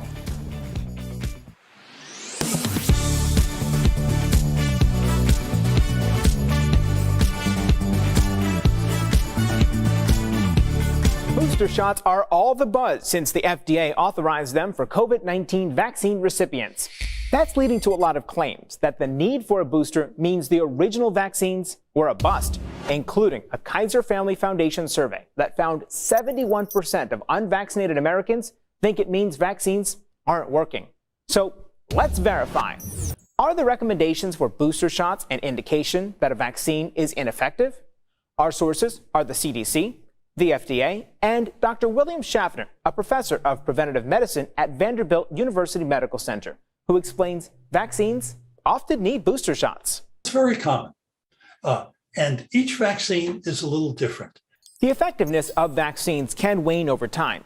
For example, tetanus requires boosters every 10 years to build on the protection from previous shots. Then there are other vaccines that require a re-immunization, like pneumococcal, which the CDC recommends a second dose for people over 65 to remind the immune system how to fight infections. You wane, and then the vaccine will get you up to where you were before, but not any higher. So we call that re-immunization rather than boost. There are also vaccines like the flu shot, which the CDC recommends annually because the virus keeps changing. So Schaffner says it's not all that surprising. The COVID-19 vaccine requires a booster, too. More often than not, that's the way vaccines are. Studies show the effectiveness of the COVID-19 vaccine can drop 10 to 20% over time, depending on the type of vaccine. A booster shot can not only return that level of protection, but offer even more. So it's false that booster shots are an indication that a vaccine is ineffective.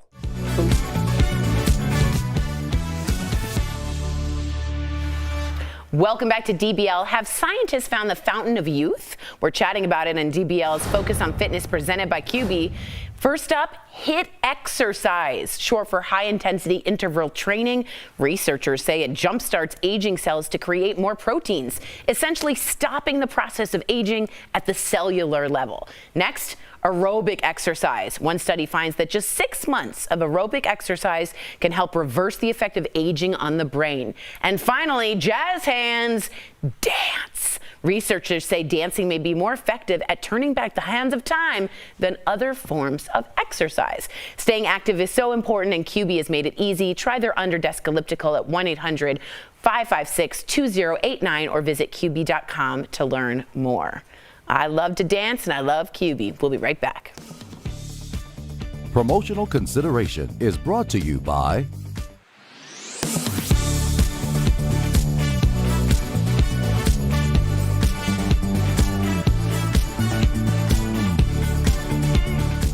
Well, that sound means it's time to verify the thermometer number is dropping, almost in cadence with the COVID case count lately. Nationwide and here at home, we're making big strides fighting COVID-19, but health experts have cautioned we are not at the finish line yet. That brings us to a claim by Carol Harris. She said we need a good freeze to kill all these germs. So is it true a freeze or even just cold weather can kill viruses like COVID and the flu? To verify our sources are a research study published in the medical journal PLOS Pathogens and Dr. Chris Uhl, an infectious diseases physician for Atrium Health Wake Forest Baptist. They conclude the claim is false. Respiratory viruses in particular, they transmit differently because where do they live? They live inside people and they thrive inside people and they transmit from person to person, particularly when we're indoors. So actually, particularly respiratory tract infections go up when it's colder and in the wintertime. And with COVID right now, we're seeing that. The Delta wave has moved up to the northern part of the U.S. And they're having the problem now. It's the same reason the flu typically peaks in wintertime. In a 2007 research study, scientists used guinea pigs to monitor how they spread respiratory viruses in different temperatures and relative humidity. They found flu spreads much more easily at dry, cold temperatures than warm temperatures with high humidity. One theory is because cool, dry air loosens up the nasal mucus and makes it easier for viral particles to get into the respiratory tract. But this left a big question. Why then do warm and humid climates like that of Florida still have flu seasons? The researchers suggest in these tropical regions, viruses spread more commonly through contact with surfaces rather than through the air. Also, people spend more time indoors to escape the heat. And as Dr. Uhl said, it's easier for respiratory viruses to spread indoors. In conclusion, we verify no, a cold freeze does not kill viruses. In fact, it does the opposite, facilitating its spread. So how did this claim originate? Dr. Uhl thinks it's because hard freezes can kill ticks and mosquitoes, but those illnesses the pests carry are not respiratory and spread through bites instead of aerosol droplets. With your Verify, I'm Megan Malaris.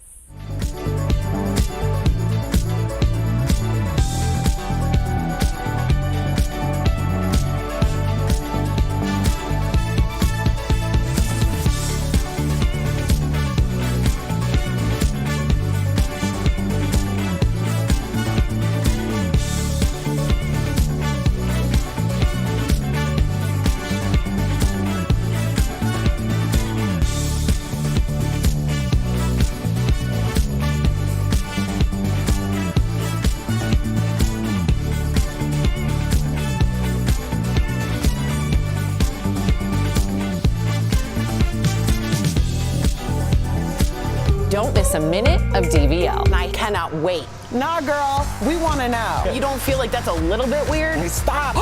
There's no such thing as ghosts. I'm talking about. DBL is always all new every day. Tomorrow on DBL, comedian Lorraine Newman joins us live, what she's revealing about SNL as one of the original cast members. And on an all-new True Crime Chronicles, a 21-year-old woman vanishes, how a mother won't stop fighting for the daughter she hasn't seen in 5 painful years. If I don't fight for her, who else going to fight for her? Who better to fight for her than the one that loves her? That's tomorrow on DBL. Welcome back to DBL. We love sharing your comments. A lot of people loved Mr. Manners, and Donnie says we need to have him on more often to talk about a wide range of topics so people understand how to act around people again, since we've seemed to have lost that. I don't know why I'm emphasizing it like this. Like a speech because I really therapist. agree with him. I think we've all lost a sense of decency. I know I sound like a square, but people are getting mad. The sledgehammer, all of this proves our patience is like this thin, right? Yeah. What, are you running for office? Why Ladies and gentlemen, so I will be strident? running. I guess I agree with you. I'm getting fed up with the jump to anger. I'm just getting fed up. Sounds like it. I'm angry about it. Right. Not good. Let's end the show. DBL is new every day. We'll see you tomorrow. Same time, same place.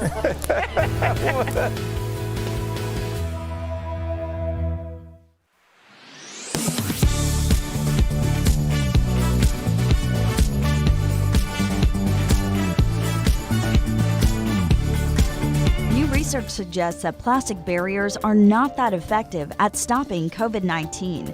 In fact, they may be making some situations worse. We now know the virus spreads through small particles in the air.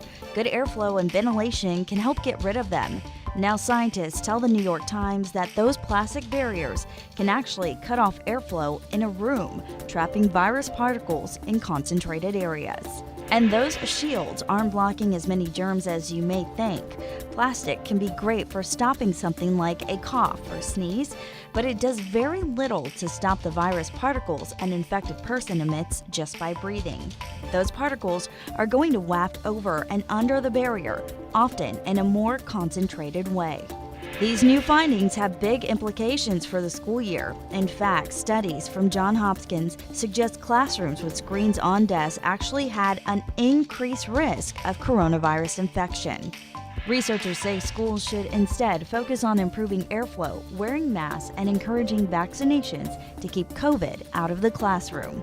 I'm Audrey Castoreno, and that's Connecting the Dots.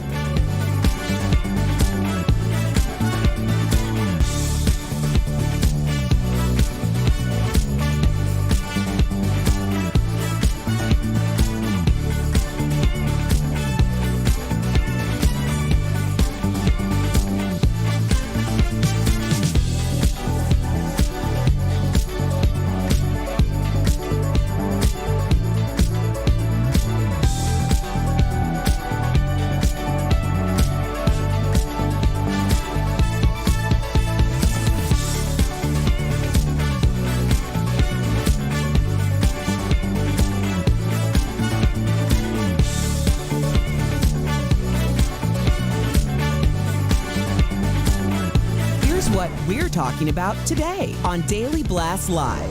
A former Fox News reporter dresses as Alec Baldwin's character in Rust for Halloween. The backlash that was quick to follow. Caught on camera, a contractor takes a sledgehammer to a customer's bathroom. What led to the rampage? Jessica Simpson shares a new photo of her rock bottom, why her sobriety is in center focus this time of year. And joining us live today, Mr. Manners on airplane etiquette and reggae royalty, Ziggy Marley. Oh my gosh. Are you insane? This is a sham. No. Y'all, just stop. Finally here, drum roll. Welcome to Daily Blast Live. It's Tuesday, November 2nd. I'm Tori in for Sam today, and I'm here with my good friends, Al, Jeff, and Erica. Good to see you all. Let's start with an update on the deadly shooting on the set of the Alec Baldwin movie Rust. So the assistant director, Dave Halls, is breaking his silence over the shooting, saying he was shocked and saddened by the death of Helena Hutchins. Dave's lawyer also insisted that it wasn't his job to check the gun that he handed to Alec Baldwin. Here's what his lawyer had to say. Expecting an assistant director to check a firearm is like telling the assistant director to check the camera angle or telling the assistant director to check sound or lighting. That's not the assistant director's job. If he chooses to check the firearm because he wants to make sure that everyone's safe, he can do that, but that's not his responsibility. I like how lawyers take normal logic and twist it around and make you feel insane, right? Right. If someone hands you a gun and says, there's no bullets in here, cold gun, you'd feel safe to shoot it, right? If I gave you matches to give your kids and they burned down the house and I said they wouldn't light, would I have some responsibility in that? I mean, that's logic, and that's logical, but I mean, not to attack lawyers. My father was a lawyer, but that's what they do. They're supposed to take things that are logical and make you look at another way, because all they need is that little seed of maybe a little doubt, and that's all they need. So that's why they play with language the way that they do. When I saw this, Erica, I just saw somebody not only obviously saying that this isn't my fault completely, but I think I'm waiting for somebody to throw one person directly under the bus, because it seems like they're kind of playing around passing the buck. I'm waiting for somebody to start naming names. Like, it was Erica that gave me the gun. She said it was fine. I'm waiting for that day, because right now it seems like they're kind of playing nice. Well, I think the implication is that day has come. When we are having these conversations about this incident on set, his name has been brought up for a multitude of reasons. There were a few incidents that happened previous to the actual fatal shot. Also another project that he worked on. I'm looking at this from an aesthetic thing, because now it really feels like this attorney is more making the rounds for the court of public opinion than necessarily the judicial system. Just the idea of the platform that they chose to go on, will there be more empathy for this person and getting ahead of it, because obviously his name is being used as maybe the fall guy. Yeah, as the fall guy. Well, let us know what you guys are thinking. It is still, the story will keep unfolding and we'll keep updating you. But speaking of the shooting on the Rust movie set, take a look at what former Real Housewives star Kelly Dodd and her husband Rick Leventhal dressed as for Halloween. So she dressed as a Native American and recently found out she was part Native American. And he went as Alec Baldwin from the Rust movie. So Rick defended his costume choice, telling Page Six, quote, "In no way was I trying to offend anyone except Alec Baldwin. He's a jerk and he deserves all the heat he's getting." So expand this for me. And do you guys have a problem with like this kind of Halloween costume? Is Halloween all hands off, you can do whatever you want? Or is it like this was really just like in poor taste? There's a lot going on here. Yeah. Let's just say that. We could go on many different angles, but Erica, I like your take on this. Which angle would you say that this family is going for? This angle is called "The Thirst is Very Real." Thirst is real angle. Yes. First of all, you know, good job on Kelly Dodd finding out her ancestral connections and history. I too did my ancestry, and it turns out that I'm 45% Nigerian. It was never the one or the two thought for me to dress up as a Nigerian for Halloween. So that's strange in itself, because that's not a costume. Also, with her husband, hey, there is somebody for everyone, okay? Because Rick and Kelly found each other. Sis, if you're still upset that you are no longer on Real Housewives of Orange County, just say that. Just say that. You don't have to do all these outlandish things in order to get attention. It's just for press. Yeah, I mean, I think they're filming now. The show's going on without you. It happens all the time. Housewives are replaced. But see, that makes Get a sense. grip. I'm thinking about all the people that took pictures of the reenacting the George Floyd scene. Just regular people that weren't on the Real Housewives that took those and posted that on their social media. And I always thought the fact that I'm seeing that is crazy, but the fact that they posted it meant that most of the people that they know follow them would have been okay with that. They posted it to their own social media. So maybe there is a faction of society that is okay with somebody's death happening in order to go after somebody that they don't like. Clearly. And it just blows my mind. I find it very distasteful. I think, But you probably don't follow them. Of course, I'm probably not in that art. I'm probably not in that. So then are they just feeding the lion that is their followers? It red meat to the lions. My problem is Helena Hutchins. Like, there's someone who's dead here, and I just find it a little egregious in that case. I would love to hear your opinion on this. Have you ever gotten stiff for work you did? Check out what one contractor did to a bathroom he remodeled. So he took a sledgehammer to it because of a disagreement about payment. He says he was owed over $4,000 for the work and thought he was getting stiffed. The homeowner reportedly claimed she wasn't happy with the remodel and was waiting to inspect it further. And I did look at the pictures, and it was not finished. Like, grout cement was showing, there was grout on the paint. Like, no one would have said that's really acceptable. So who's wrong and who's right here?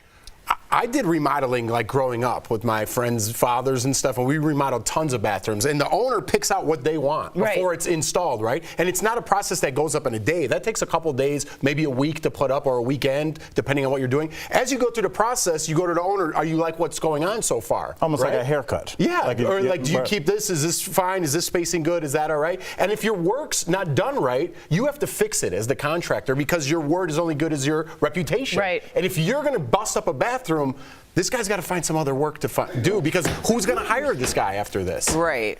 Yeah, I completely agree. Anyone who's had any type of work done in their home, you're not expecting necessarily that when they're finished, it's 100% to your liking. There is also a step that goes into it in terms of, like, is there anything that you're seeing aesthetically? And grout is an easy fix. Right. I mean, to remove extra grout. But for this man to come into someone's home with a sledgehammer and an attitude, in Colorado, he's lucky he didn't get shot. At this point, he's a trespasser, because I'm sure she asked him to leave the premises. So I wouldn't suggest anybody try to take the law into their own hands. Take them to people's court. There we go. The people's court. Dun, dun, dun. We needed a sound. I made one. Coming up on DBL, the Real Housewives franchise is picking up a new location, and for the first time, it's international. We'll tell you where, but first, Philadelphia bans low violation traffic stops. How this new law will work to combat racial bias in law enforcement. Stay tuned for that combo. I do understand.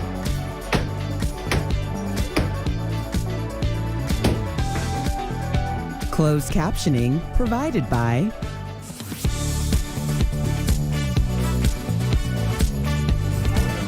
Yes, so I do have to just correct something. Apparently the owner wasn't there at the time. It was the neighbor. They called me back. But the fact still remains, like, you are trespassing, and also you're destroying property, because that's still her home. Like, what if he would have gone through the tile and hit a pipe, and now she has to replace it? It's just, this is a civil issue, and that's how it should have been handled, civilly, because that was completely out of line.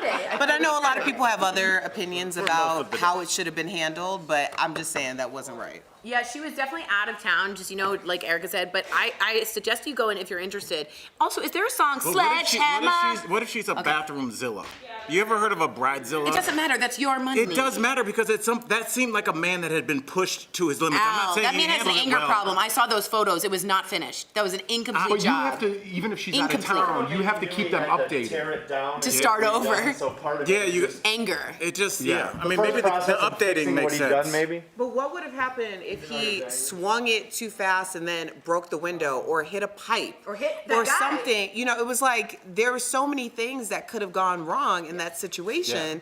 Just the idea that that's how you handle things as a business person. It seemed like he was going to have to take it down. So it seems like he was starting that process. Issue, I think. Yeah. Oh, yeah. But I mean, even if you're out of town and I'm working on someone's bathroom, I'm going to say, hey, listen, I just put up this wall. Do you like it? Yeah, like, I would bring the process to them instead of getting it all done, and then they're like, I don't like it.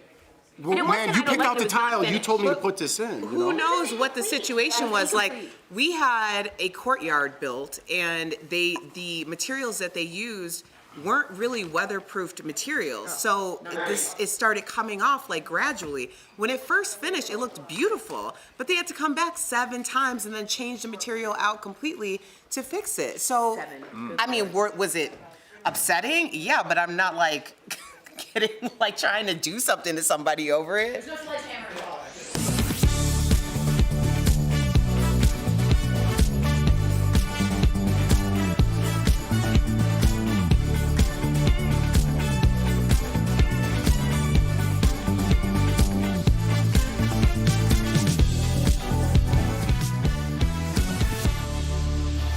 Welcome back to DBL. I'm so interested in this story. Philadelphia is set to become the very first major U.S. city to ban traffic stops for minor violations. So police there, for instance, will no longer pull you over if you have an expired registration sticker or a broken taillight. So this is all in an effort to promote equity. It was revealed, though, that a vast majority of traffic stops targeted minority drivers. In fact, if you look at these pie charts, you can see despite the city's population being only 38% African American, they made up more than 76% of drivers that were pulled over.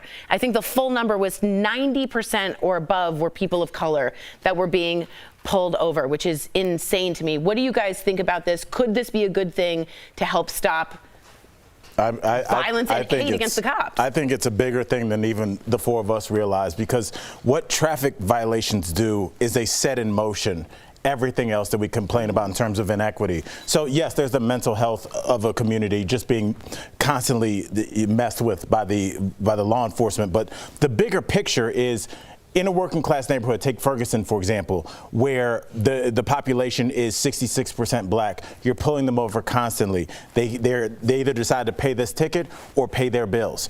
If they don't pay that ticket, now they have a warrant. Now they're getting picked up again. Now they've got fines that they can't pay.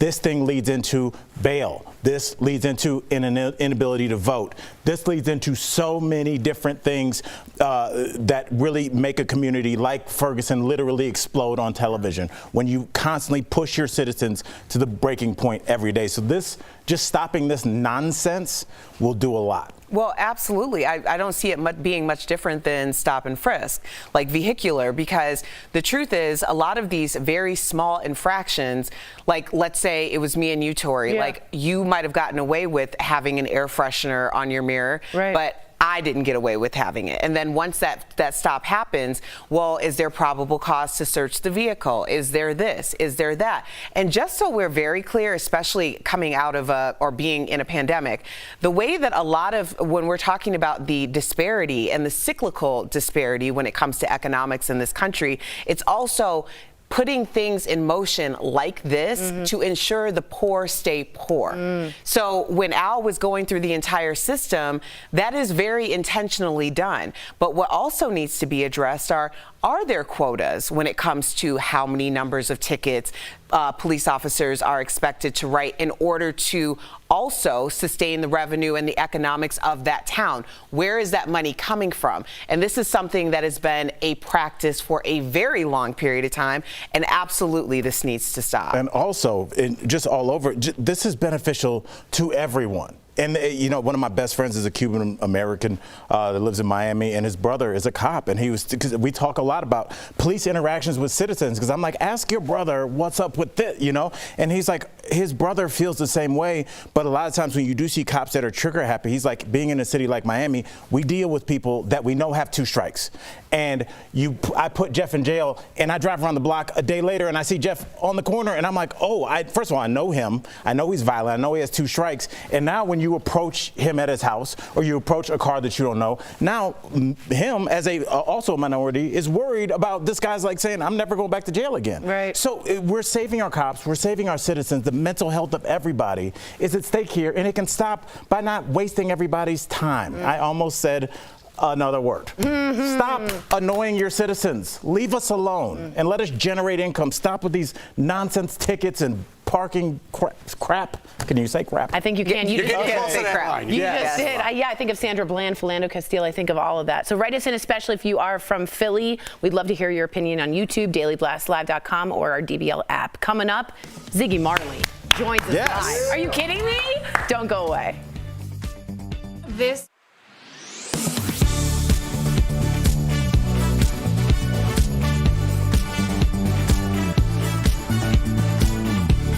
Booster shots are all the buzz since the FDA authorized them for COVID-19 vaccine recipients.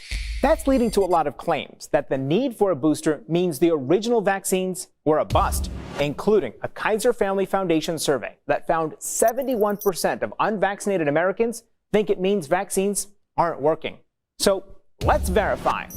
Are the recommendations for booster shots an indication that a vaccine is ineffective? Our sources are the CDC, the FDA, and Dr. William Schaffner, a professor of preventative medicine at Vanderbilt University Medical Center, who explains vaccines often need booster shots. It's very common. And each vaccine is a little different. The effectiveness of vaccines can wane over time.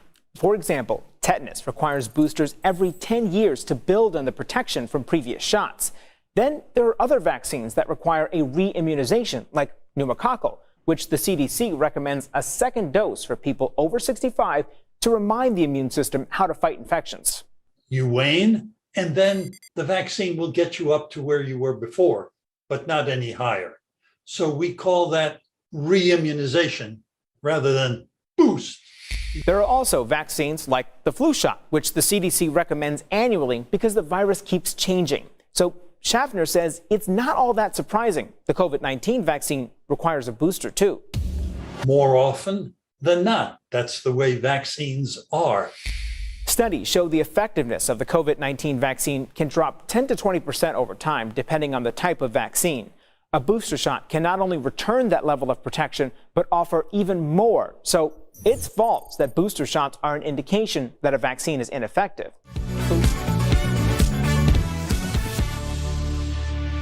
Lift our spirits, raise our voice. Let our heart beat like the sound of drums.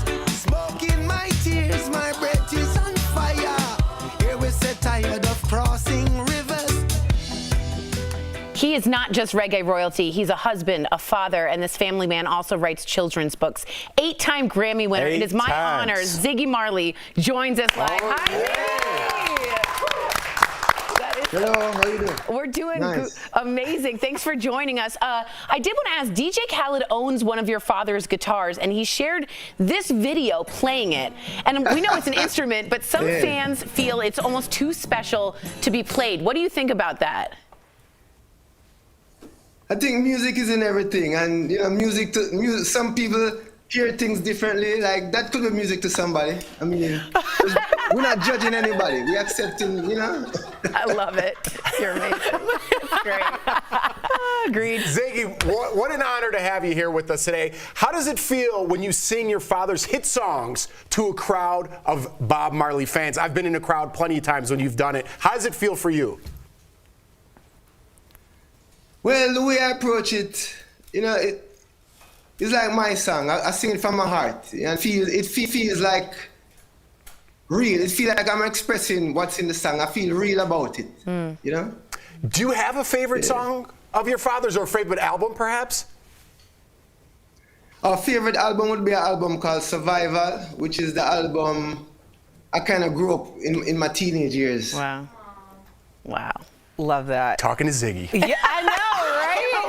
It's a little surreal. It's a little surreal. Now, Ziggy, let's get straight to it, because your latest album, More Family Time, features stars like Sheryl Crow, Busta Rhymes, and even Jamie Lee Curtis. She's an actor. So how does she help make this album special? So with Jamie, we had an album. I've known Jamie for years. Such a cool person. So we had an album called Family Time years ago, and we invited her to read her books because we used her books reading to our kids. And so we invited her on that album, and we became, you know, we had a good vibe together, and so I invited her back for this album. Wow. That's I'm just thinking about like how involved you are with your family. I wrote a children's book called Where's Baby Ford. It's about my youngest son who's on the spectrum. And you also have written a children's book called Little John Crow. What memories from your childhood inspired this? Yes, growing up in Jamaica, where I used to live, we used to have a bunch of turkey vultures living like in an open field right across the street. So we would walk to school and we would have to pass these vultures. And we always used to like throw stones at them and like, we hate them, we don't like them, right? So that is where the story is coming from. And then now that I've grown, I've come to appreciate these creatures and understand what important role they play in my life, in our lives. And so it's that journey of accepting and changing and learning. I absolutely love that. Now, as a father, was it important for you to make music and write books for children as well? Because it seems like you're really involved in their life.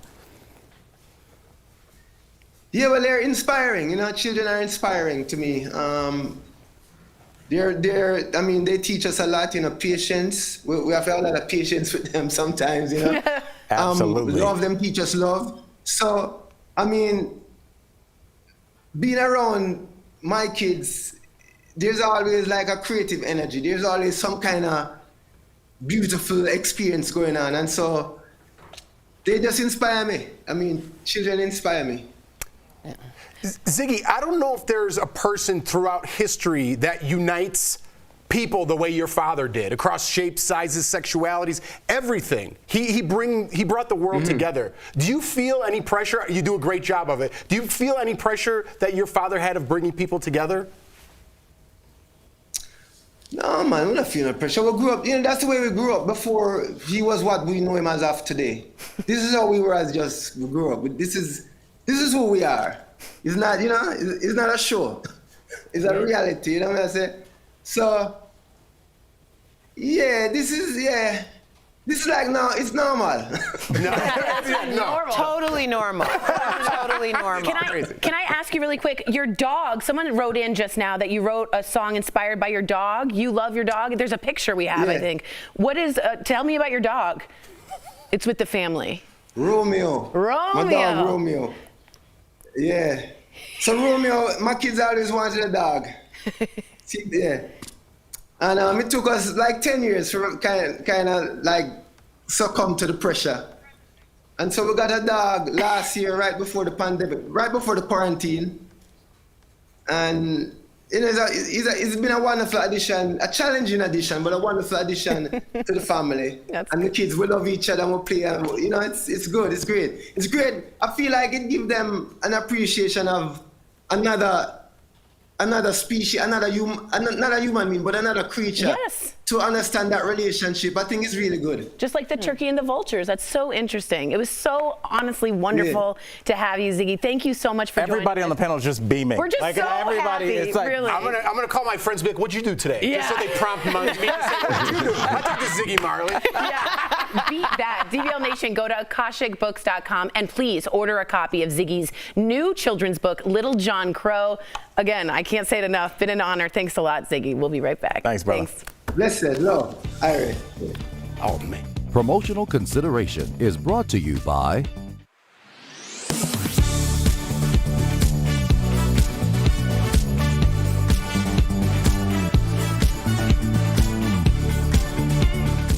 Well, that sound means it's time to verify the thermometer number is dropping almost in cadence with the COVID case count lately. Nationwide and here at home, we're making big strides fighting COVID-19, but health experts have cautioned we are not at the finish line yet. That brings us to a claim by Carol Harris. She said we need a good freeze to kill all these germs. So is it true a freeze or even just cold weather can kill viruses like COVID and the flu? To verify our sources are a research study published in the medical journal PLOS Pathogens and Dr. Chris Uhl, an infectious diseases physician for Atrium Health Wake Forest Baptist. They conclude the claim is false. Respiratory viruses in particular, they transmit differently because where do they live? They live inside people and they thrive inside people and they transmit from person to person, particularly when we're indoors. So actually, particularly respiratory tract infections go up when it's colder and in the wintertime. And with COVID right now, we're seeing that. The Delta wave has moved up to the northern part of the U.S. And they're having the problem now. It's the same reason the flu typically peaks in wintertime. In a 2007 research study, scientists used guinea pigs to monitor how they spread respiratory viruses in different temperatures and relative humidity. They found flu spreads much more easily at dry, cold temperatures than warm temperatures with high humidity. One theory is because cool, dry air loosens up the nasal mucus and makes it easier for viral particles to get into the respiratory tract. But this left a big question. Why then do warm and humid climates like that of Florida still have flu seasons? The researchers suggest in these tropical regions, viruses spread more commonly through contact with surfaces rather than through the air. Also, people spend more time indoors to escape the heat. And as Dr. Uhl said, it's easier for respiratory viruses to spread indoors. In conclusion, we verify no, a cold freeze does not kill viruses. In fact, it does the opposite, facilitating its spread. So how did this claim originate? Dr. Uhl thinks it's because hard freezes can kill ticks and mosquitoes, but those illnesses the pests carry are not respiratory and spread through bites instead of aerosol droplets. With your Verify, I'm Megan Malaris.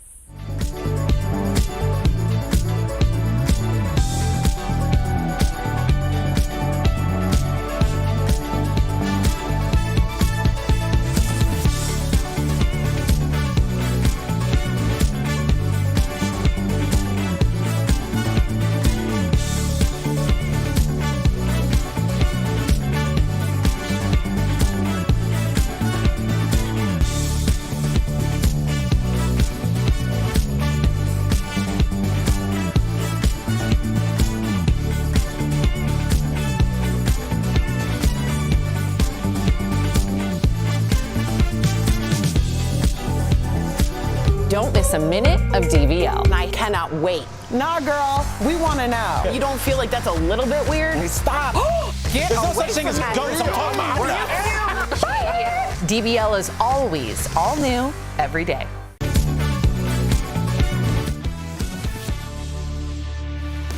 Literally, my cheeks hurt from smiling. What an honor to have Ziggy Marley on our show. If you're leaving us, you can watch the second half of the show online. Jessica Simpson opens up about hitting rock bottom. What led her to choose sobriety 4 years ago. And if you can't figure out what to buy the person that has it all, the Goop Holiday Guide can help. The outrageous list Gwyneth Paltrow just released. That's coming up next. We got your reviews, so stay tuned.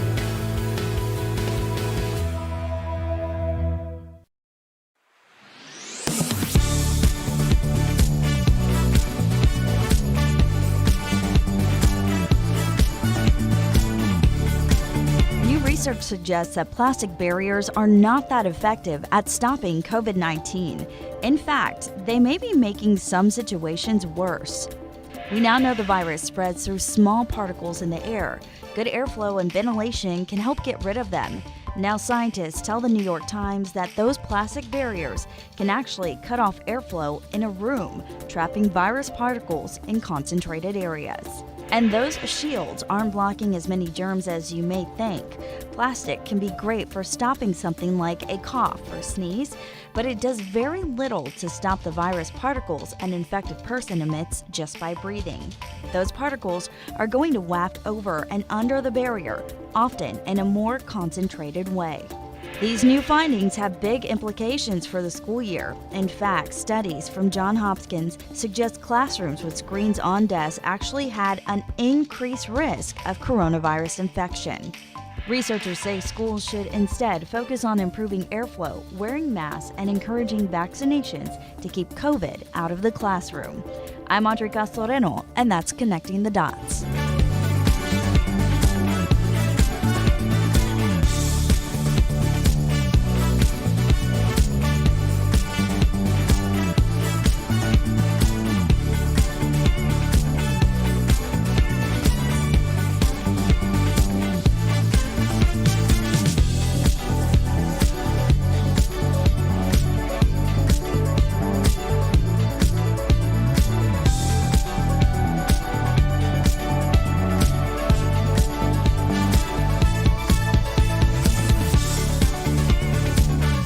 This is Daily Blast Live. We're talking about what you're talking about. Oh my gosh. Are you insane? This is a sham. No. Y'all, just stop. Finally here. Drum roll.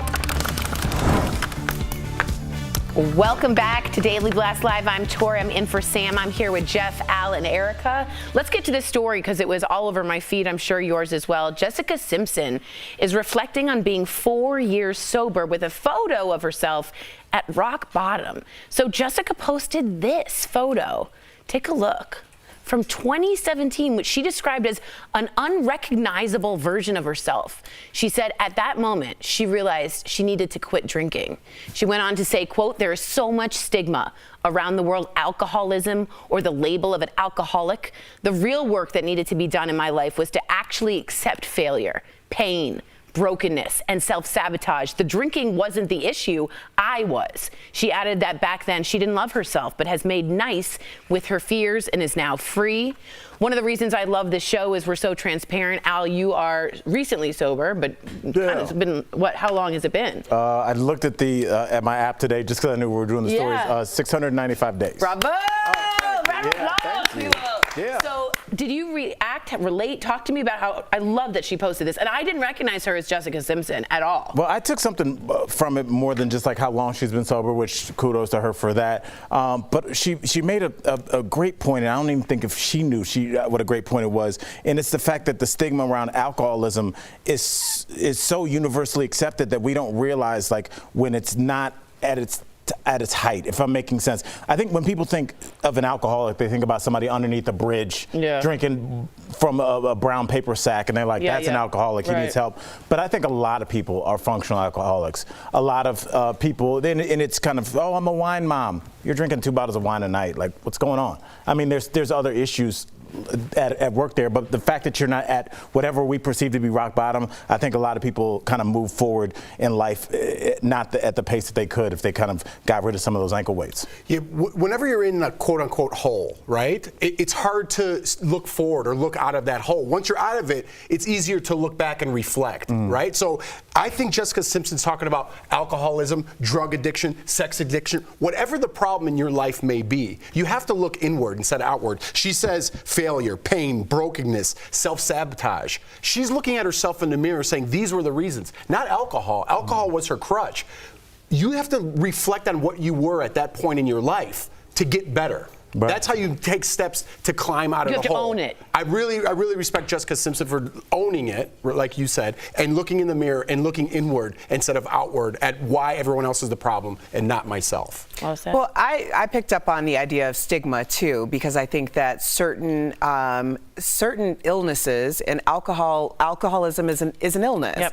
Yep. There's a hierarchy on stigmas or of our vices, if you will. But the truth is, we all have this in ourselves to either overindulge, self-sabotage, destroy either outwardly or inwardly. And so for her to talk about it in terms of the stigma, but I kind of think that just judging from, you see her aesthetic comeback, like everyone's looking at the aesthetics, let's be clear. Yeah, the picture. So this is what she looked like 4 years ago, and this is what she looks like now.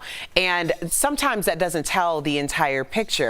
But I also want to encourage people that when you are on this comeback journey, I'll just call it that, you also have to give yourself a lot of grace that the journey is ever continuing. So the evolution, like, you know, when you talk about looking within, that never stops. It's not like you're looking back at the person you were 4 years ago. You're looking at the person you are now and deciding, am I managing things the same way? Am I really present in what's happening in this moment?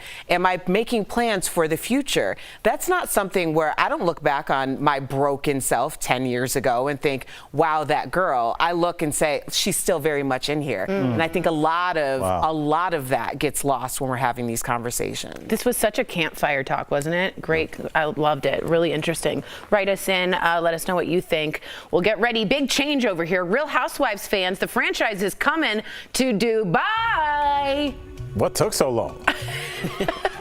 Okay, Bravo announced that its first international Real Housewives reality show will be set in Dubai. According to a press release, it will focus on the city's over-the-top, jaw-dropping architecture and wild nightlife scene. The cast hasn't been announced, but TMZ is saying that Lindsay Lohan will not be joining the show, even though she currently does live in Dubai. The show will air on Bravo next year. I have to go to my Bravo-holic, Erica Cobb. I thought you were talking to me. I wasn't going to go. Yes. Oh, That's my vice, y'all. That's our vice. Watching too much Bravo. No such thing. Yeah, with my glass of wine. So here's the thing. I'm a little concerned about this because there is a modesty factor when we're talking about Dubai, and like the idea that saying offensive or using offensive language and offensive gestures is something that could be, I don't know, against the law or some type of violation is really worrying me, because as we know, that is the backbone of the Bravo franchise. That's all it is. Right. I will say this, out of all the countries in that area, Dubai is the most westernized, in the way I say that respectfully, where women are allowed to vote, women are allowed to drive, they're allowed to own a business, they're allowed to have a checking account. In other places in Muslim countries, that's not always the case. So I totally know what you mean. They can wear their own clothes in that way. But there's a different cloud, I guess you'd say, over it. Would either of you be interested in watching it? I'd be more interested just because it's the international aspect of things, right? I'm not really a fan of Housewives. I do love everything else on Bravo. I just never got into it. Yeah, you like Bravo. But I love it. I love it so much. I really do. I'm not being sarcastic. But the international aspect of things really interests me, right? How things are done outside the country. So the part that you say might be taboo or something is the part that interests me. Interesting. You know, because it really shows people, if you can't travel to Dubai, which I never did, it might give you an inside peek of what it's kind of like there. It's insane, and insane wealth. Insane wealth. Thanks. I was really glad you're on TV telling us that Dubai's got a little bit of money. Yep, I was worried. What I'm here for. All right. Yesterday we showed you Oprah's favorite things for the holidays. Oh, now Gwyneth Paltrow has come out with her Goop holiday gift guide. Yes. Woo! Gwyneth is known for highlighting some outrageous items on her site, and this year's list does not disappoint. Let's start. First up, check out this Focus Calm headband for $199 that measures your electrical activity in the brain. Your brain games. You play brain games and relax with guided meditations through an app, and then the headband gives you a picture of your brain activity while doing these tasks. What would your picture look like right now? Just a bluebird in a little circling. But I mean, honestly, the Calm app is huge all over the world. I think if you just got a quarter of those people to buy a headband, I mean, if you're into that, to see where your brain, how you can lower it. And everyone wants to check their steps, their Fitbit, their tracking, their circles, right? Everyone likes checking. Right. Would you do this? I wouldn't. Okay. Next up, we have some Cashmere Bloomers for $400. They're made with 100% Italian cashmere. Of course it's cashmere. So naturally, they're dry clean only. People are laughing. Erica, don't they seem like they'd be comfortable? Bloomers? You have to dry clean? Well, just don't call them what that. Am I, 19? $400 does not comfort make. But, okay? if this is obviously if money is not an issue. Who wears bloomers? You wear underwear. Just call them underwear and have some $400 underwear on. I don't care for this. I don't know. I think it's a nice flex. I'm just wondering what you put them underneath the hoop skirt that I was wearing for Halloween. Exactly. Like, I mean, what pants are you putting on top? Are you putting this? Or are they made to like sleep in? And if so, where's the top? Like, what's happening here? That's expensive. All right, let's move on. Slide down those snow hills in style with a Chanel sled for $10,500. Why the 500? At that point, just have at it, I guess. But Jeff, I know people are going to I'm into this. Come on, man. Jeff, if you're, again, it's just like the Bloomers. If you have $400 or $10,000 to throw at this, give it to charity. Why not? No, come on. Oh, stop it, Tori. Every time somebody has two pennies to rub together, they should donate it to charity. And you know, like sometimes the sleds mix up. You could be like, oh, mine's the Chanel's. Which one's yours? The plastic? You sit on it. You don't even But it's see not it. even You can't see the logo. Yeah, it's not saucered shape. You're not going to get any anywhere. No, Put that's that back not, up there. That's it's like actually writing not a piece the of flaw. cardboard down there. No, it has a little bit of a scoop because that's how those sleds look. But here's the issue. The handles seem to be movable. Right. Most people like to hold on to a static handle. You guys sound like some squares right now. Okay, listen. I'm a circle. Okay, listen. When there are bathing suits that are so high end, you're not supposed to get them wet. And people laugh like, oh, bathing suit, you can't get wet. But you have those because it's about flexing at the pool. This is not about going down the hill. This is about walking through the ski lodge. Yeah. Nobody's walking through the ski lodge. No, Al, that shows you how many times. No, fatal flaw right your there. life because I'm Fatal killing flaw it. right there. I know you've been telling everybody you live in Colorado now, and now you know all about the mountain life. But nobody's bringing a sled into Opry, okay? That's the reason why you take your board or your sled and you put it up against the little rack and hope nobody steals it. Yeah. So now you either get a little lock and you can put it there, but they're not taking it through the lodge, Al. They're not taking it through the lodge. Because I'm not sledding. Okay. All right, keep it with me. Moving on. Finally, the Bubblegum Gym. Ready for this? Perfect for your child's playroom, and it's only $34,000. I need to go ahead with this. Oh, you're not It's that into same this. can I say Jamboree? It's the same concept behind that. Those terrible. I tried to do this with my son. He hated all those. Like, kids don't care about this kind of stuff. If you're gonna throw $35,000 or something, get them an expensive tree house. Get them like a world-class Or like tree a house with like the pirate ship. Wi-Fi in it. Yeah, Right. kids Or- don't want that just because it's tree pink. house with Wi-Fi? It's better than a $35,000 whatever Get that them was. like a year in college. How about that? The college is paid for if you're doing this. College been Oh, paid for. man. All right, I'll be Chanel sledding away from this combo. Coming up on DBL, Mr. Manners joins us live. His tips to handling America's ongoing outrage. I love that Rome. Yes. Closed captioning provided by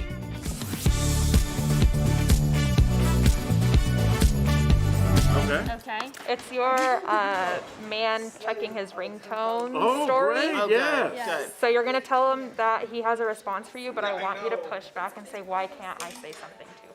Oh, good. Okay. We're gonna fight with Mr. Manners. This is excellent. Basically, you have no manners. I'm just kidding. Have fun with it. It's awesome. Okay. Very well mannered. As you know. Yeah. Acrylic painting with Julie just wrote, I can see Al walking the slopes in Gucci snowsuit carrying the Chanel sled. Like Dumb and Dumber, yeah. Thank you. Thank you. All right, thanks. Thank you, guys. They didn't show the one that I would kind of dig. It was like that, that cedar tub. Oh, the hot tub. Yeah. But see, I'd make it Yeah. a cold tub. I'd make it a cedar cold plunge because How I much like was going it? in freezing cold water. Like It was 3,400. Oh, It was 3,400, but It wasn't crazy. I like the Would sauna. you get a cold tub over a hot tub? I would get a cold tub. Really? Yeah, Okay. I would You're get a very cold like tub. Swedish, feminine. Yeah, because I feel so good after I take a steam or a sauna and then I jump in cold water. Makes me feel real good. Like a hot Do you like tub is- cryo? Yeah, I like it. Jumping in the water is harder, and I feel like it's better for me. But this is what you got to do. You got to get the hot tub, and then during the winter, you can just jump Make in it a the cold snow. tub? No, you just get out and get in the snow. I just That's what I feel like used a to hot do. tub's dirty. You know, like when you go on vacation, But you're like, it's let's go in the just hot you tub. in I'm it. like, no, Brooks I'm will not go in going the in hot there. tub. But it's just you in there, and you No put hot your tubs. own. It's just you and whoever But you. still, I just get dirty vibes from But it. they have chlorine. Just Yeah, like but a there's pool. a lot And it's always broke, and did you put chlorine in it? But No. if it's at your house, Yeah. How many random people do you have coming through your? I don't like it. I don't You like. think you're Listen, you know what sauna? else I don't like? Let's offend everybody. Trampolines in your yard.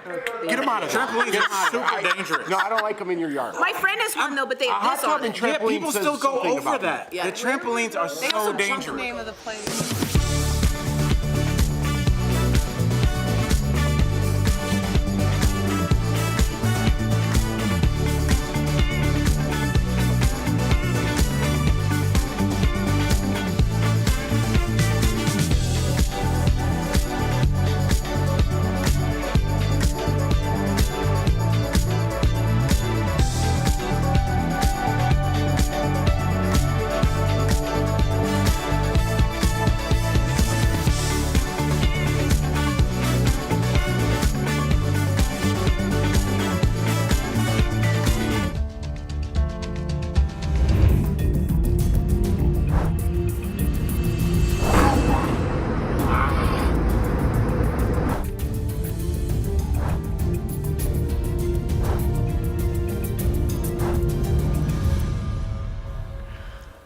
Welcome back to DBL. We've been covering the worst behavior spotted on planes for the past few months, and we are always left wondering, what should we do in these situations? So to help us prepare for any unruly passengers we might encounter, we have etiquette expert Thomas P. Farley. We need you. AKA Yeah, buddy. Mr. Manners. Need you more than joining us ever. live. Hello, sir. Hi, everyone. Hey. Good to Great see to be you. back with you all. Absolutely. Now, Thomas, people have been misbehaving poorly on planes like a lot these days, from refusing to wear a mask to the obscene placement of their feet in other flyers' personal spaces. So who do you complain to, the person or the flight attendant? Sure, Sam. So here I think is a case where we definitely want to hesitate before we escalate. So we don't in life go around having a flight attendant button that we can ding anytime we encounter a problem. Likewise, when you're on an airplane, you've got to remember this is someone that you're likely going to be spending a whole lot of time next to unless they switch your seat.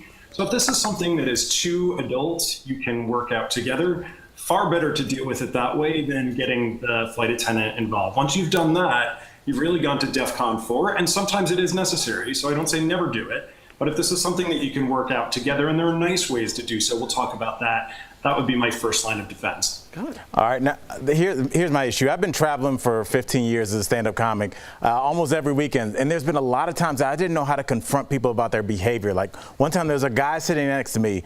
He was trying out his ringtones, but with no headphones on, so he was just going through all of his ringtones right next to me, and I didn't know what to do. So please, Mr. Manners, tell me what I should have done. Al, my heart goes out to you. Very frustrating to have that go on. I don't like hearing those ringtones, even if I'm not sitting next to somebody on an airplane. My phone's always on silent. Exactly. But if the individual next to you is not as considerate as we would like that person to be, this is what your headphones are for. So what I recommend here is you're going to cancel out rather than call out. And I know AirPods and little tiny little things that go in our ears are popular, but when you're in an airplane, I recommend something like this. This is going to make it very clear that you are not interested in the noise going on around you. And the technology now for noise canceling, you can truly be in your own little bubble, which is hard to be even if somebody's not checking their ringtones next to you. So cancel out rather than calling out. I love it. Now, can I do that if I'm on set and like my co-host Tori's saying something that's annoying me? Can I just put those on mid-segment? I'm right here. Oh, sorry. 100%. Mr. Manners with the burn. All right. Mr. Manners, how would I confront a parent about a child who is kicking my seat and yelling? This has happened before. Listen, I'm a little more lenient. I have children. So for someone who doesn't have children, isn't as lenient, what would you say? How do you approach this situation?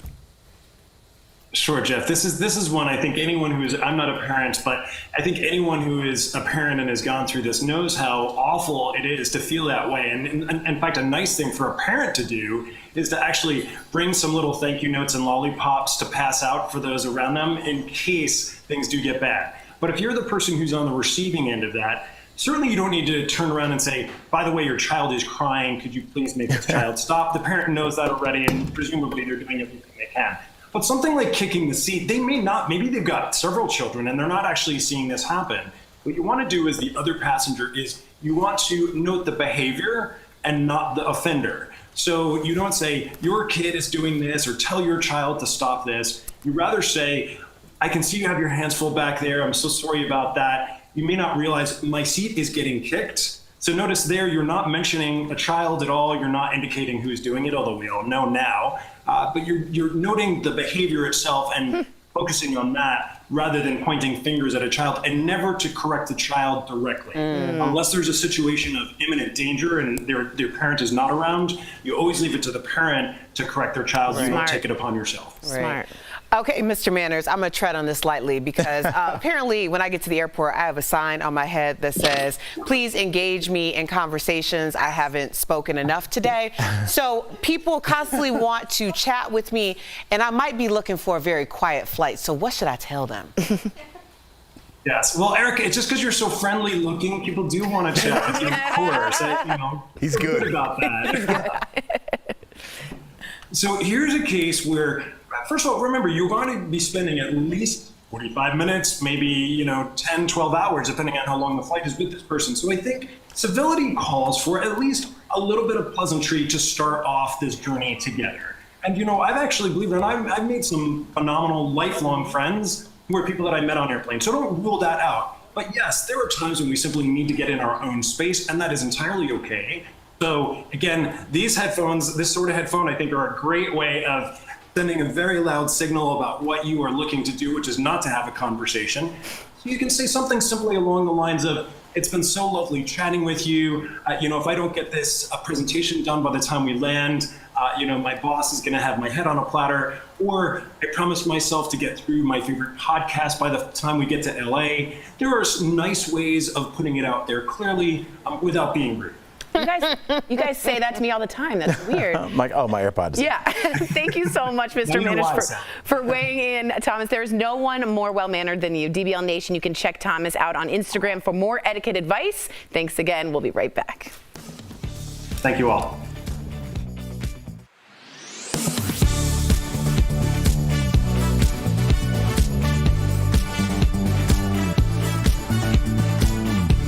Booster shots are all the buzz since the FDA authorized them for COVID-19 vaccine recipients. That's leading to a lot of claims that the need for a booster means the original vaccines were a bust, including a Kaiser Family Foundation survey that found 71% of unvaccinated Americans think it means vaccines aren't working. So let's verify. Are the recommendations for booster shots an indication that a vaccine is ineffective? Our sources are the CDC, the FDA, and Dr. William Schaffner, a professor of preventative medicine at Vanderbilt University Medical Center, who explains vaccines often need booster shots. It's very common, and each vaccine is a little different. The effectiveness of vaccines can wane over time. For example, tetanus requires boosters every 10 years to build on the protection from previous shots. Then there are other vaccines that require a re-immunization, like pneumococcal, which the CDC recommends a second dose for people over 65 to remind the immune system how to fight infections. You wane, and then the vaccine will get you up to where you were before, but not any higher. So we call that re-immunization rather than boost. There are also vaccines like the flu shot, which the CDC recommends annually because the virus keeps changing. So Schaffner says it's not all that surprising. The COVID-19 vaccine requires a booster too. More often than not, that's the way vaccines are. Studies show the effectiveness of the COVID-19 vaccine can drop 10 to 20% over time, depending on the type of vaccine. A booster shot can not only return that level of protection, but offer even more. So it's false that booster shots are an indication that a vaccine is ineffective.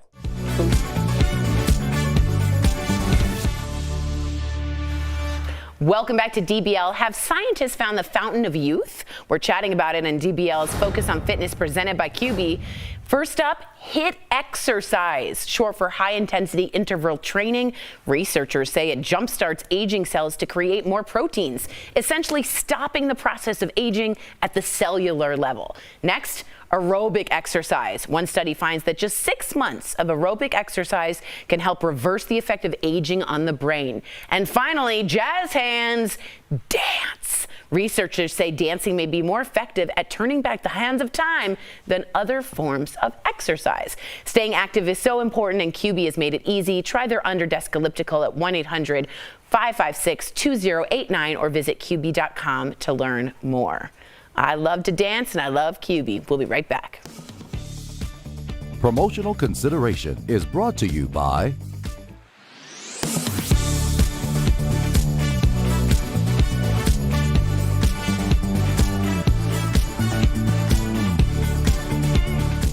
Well, that sound means it's time to verify. The thermometer number is dropping almost in cadence with the COVID case count lately. Nationwide and here at home, we're making big strides fighting COVID-19, but health experts have cautioned we are not at the finish line yet.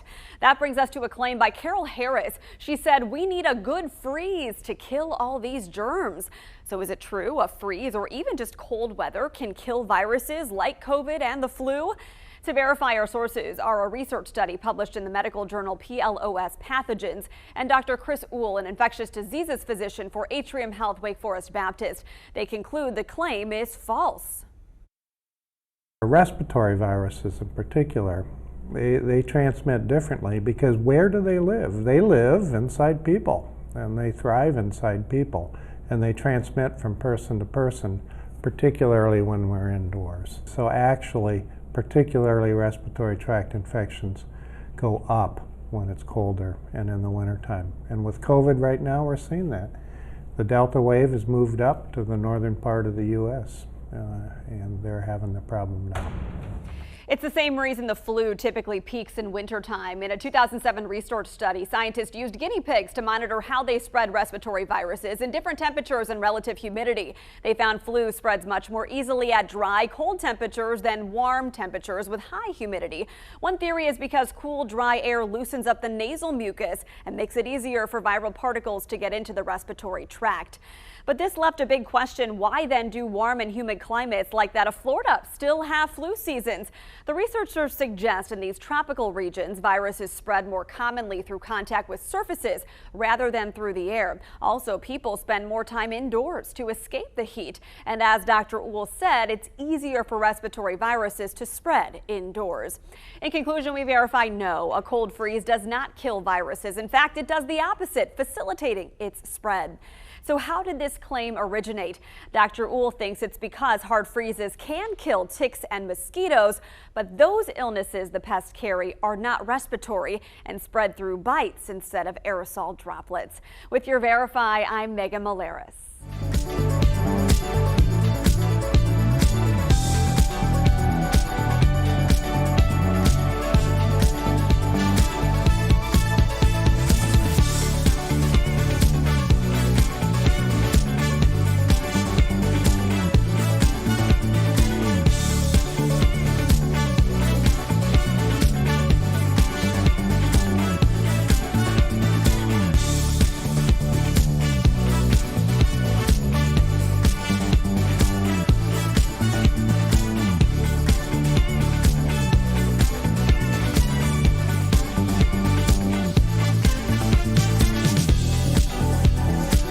Don't miss a minute of DBL. I cannot wait. Nah, girl, we want to know. You don't feel like that's a little bit weird? Stop.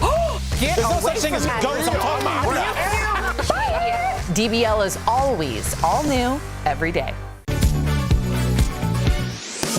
Tomorrow on DBL, comedian Lorraine Newman joins us live, which she's revealing about SNL as one of the original cast members. And on an all-new True Crime Chronicles, a 21-year-old woman vanishes, how a mother won't stop fighting for the daughter she hasn't seen in 5 painful years. If I don't fight for her, who else gonna fight for her? Who better to fight for her than the one that loves her? That's tomorrow on DBL.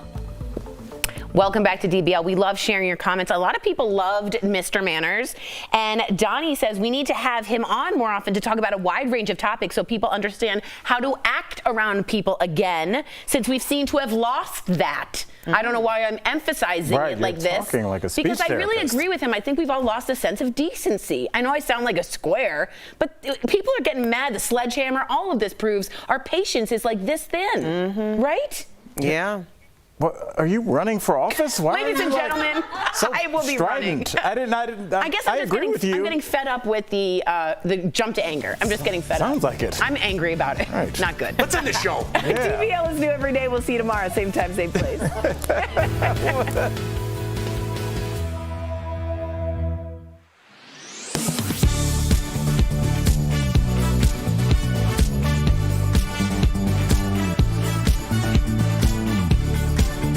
Research suggests that plastic barriers are not that effective at stopping COVID-19.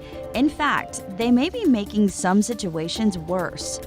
We now know the virus spreads through small particles in the air. Good airflow and ventilation can help get rid of them. Now scientists tell the New York Times that those plastic barriers can actually cut off airflow in a room, trapping virus particles in concentrated areas. And those shields aren't blocking as many germs as you may think.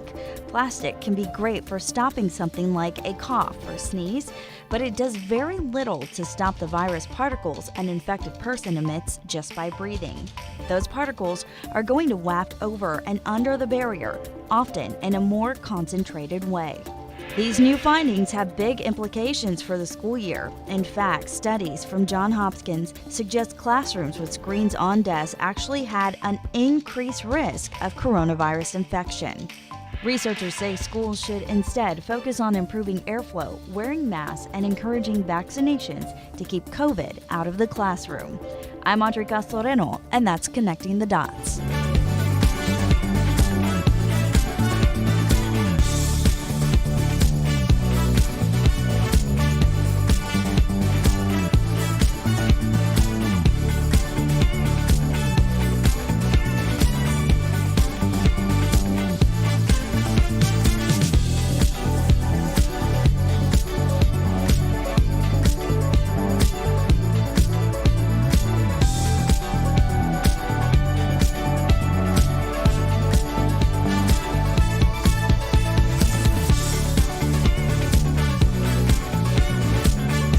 Here's what we're talking about today on Daily Blast Live. A former Fox News reporter dresses as Alec Baldwin's character in Rust for Halloween. The backlash that was quick to follow. Caught on camera, a contractor takes a sledgehammer to a customer's bathroom. What led to the rampage? Jessica Simpson shares a new photo of her rock bottom, why her sobriety is in center focus this time of year. And joining us live today, Mr. Manners on airplane etiquette and reggae royalty, Ziggy Marley. Oh my gosh. Are you insane? This is a sham. No. Y'all, just stop. Finally here, drum roll. Welcome to Daily Blast Live. It's Tuesday, November 2nd. I'm Tori in for Sam today, and I'm here with my good friends, Al, Jeff, and Erica. Good to see you all. Let's start with an update on the deadly shooting on the set of the Alec Baldwin movie Rust. So the assistant director, Dave Halls, is breaking a silence over the shooting, saying he was shocked and saddened by the death of Helena Hutchins. Dave's lawyer also insisted that it wasn't his job to check the gun that he handed to Alec Baldwin. Here's what his lawyer had to say. Expecting an assistant director to check a firearm is like telling the assistant director to check the camera angle or telling the assistant director to check sound or lighting. That's not the assistant director's job. If he chooses to check the firearm because he wants to make sure that everyone's safe, he can do that, but that's not his responsibility. I like how lawyers take normal logic and twist it around and make you feel insane, right? Right. If someone hands you a gun and says, there's no bullets in here, cold gun, you'd feel safe to shoot it, right? If I gave you matches to give your kids and they burned down the house and I said they wouldn't light, would I have some responsibility in that? I mean, that's logic, and that's logical, but I mean, not to attack lawyers. My father was a lawyer, but that's what they do. They're supposed to take things that are logical and make you look at another way, because all they need is that little seed of maybe a little doubt, and that's all they need. So that's why they play with language the way that they do. When I saw this, Erica, I just saw somebody not only obviously saying that this isn't my fault completely, but I think I'm waiting for somebody to throw one person directly under the bus, because it seems like they're kind of playing around passing the buck. I'm waiting for somebody to start naming names. Like, it was Erica that gave me the gun. She said it was fine. I'm waiting for that day, because right now it seems like they're kind of playing nice. Well, I think the implication is that day has come. When we are having these conversations about this incident on set, his name has been brought up for a multitude of reasons. There were a few incidents that happened previous to the actual fatal shot. Also another project that he worked on. I'm looking at this from an aesthetic thing, because now it really feels like this attorney is more making the rounds for the court of public opinion than necessarily the judicial system. Just the idea of the platform that they chose to go on, will there be more empathy for this person and getting ahead of it, because obviously his name is being used as maybe the fall guy. Yeah, as the fall guy. Well, let us know what you guys are thinking. It is still, the story will keep unfolding and we'll keep updating you. But speaking of the shooting on the Rust movie set, take a look at what former Real Housewives star Kelly Dodd and her husband Rick Leventhal dressed as for Halloween. So she dressed as a Native American and recently found out she was part Native American. And he went as Alec Baldwin from the Rust movie. So Rick defended his costume choice, telling Page Six, quote, "In no way was I trying to offend anyone except Alec Baldwin. He's a jerk and he deserves all the heat he's getting." So expand this for me, and do you guys have a problem with like this kind of Halloween costume? Is Halloween all hands off, you can do whatever you want? Or is it like this was really just like in poor taste? There's a lot going on here. Yeah. Let's just say that. We could go on many different angles, but Erica, I like your take on this. Which angle would you say that this family is going for? This angle is called "The Thirst is Very Real." Thirst is real angle. Yes. First of all, you know, good job on Kelly Dodd finding out her ancestral connections and history. I too did my ancestry, and it turns out that I'm 45% Nigerian. It was never the one or the two thought for me to dress up as a Nigerian for Halloween. So that's strange in itself, because that's not a costume. Also, with her husband, hey, there is somebody for everyone, okay? Because Rick and Kelly found each other. Sis, If you're still upset that you are no longer on Real Housewives of Orange County, just say that.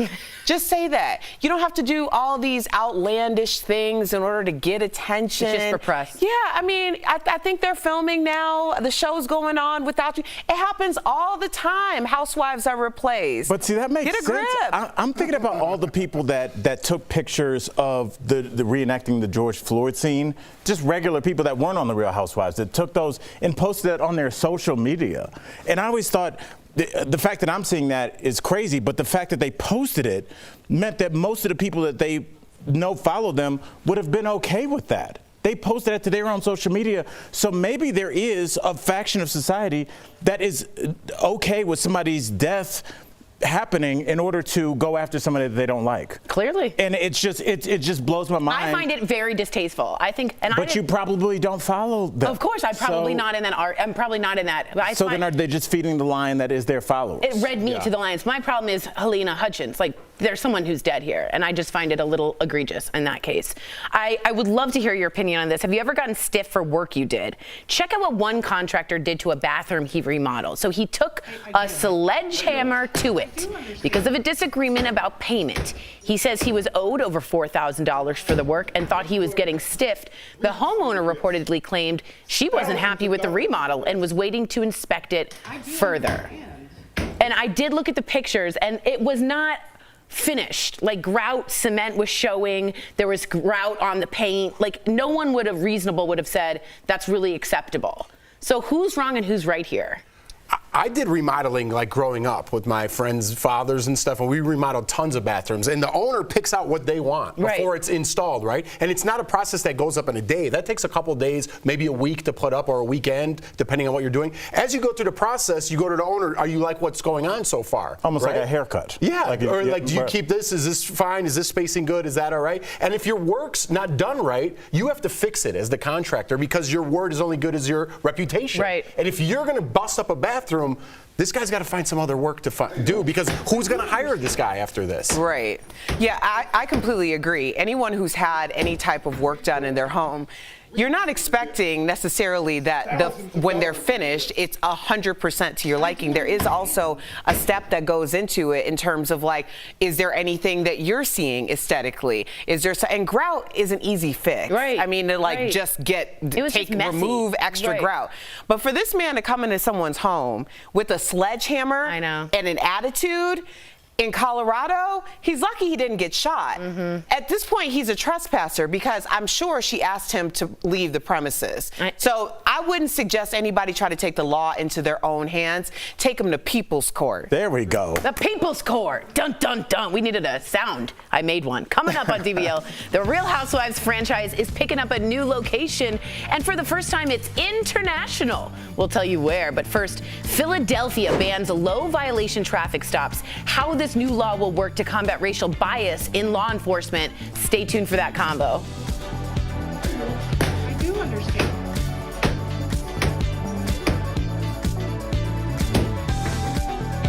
Closed captioning provided by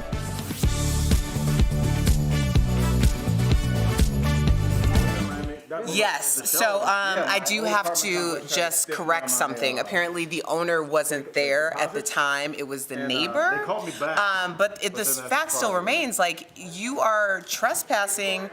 And also, you're destroying property because that's still her home. Like, what if he would have gone through the tile and hit a pipe and now she has to replace it? It's just, this is a civil issue, and that's how it should have been handled civilly because that was completely out of line. But I know a lot of people have other opinions about how it should have been handled, but I'm just saying that wasn't right. Yeah, she was definitely out of town, just, like Erica said, but I suggest you go in if you're interested.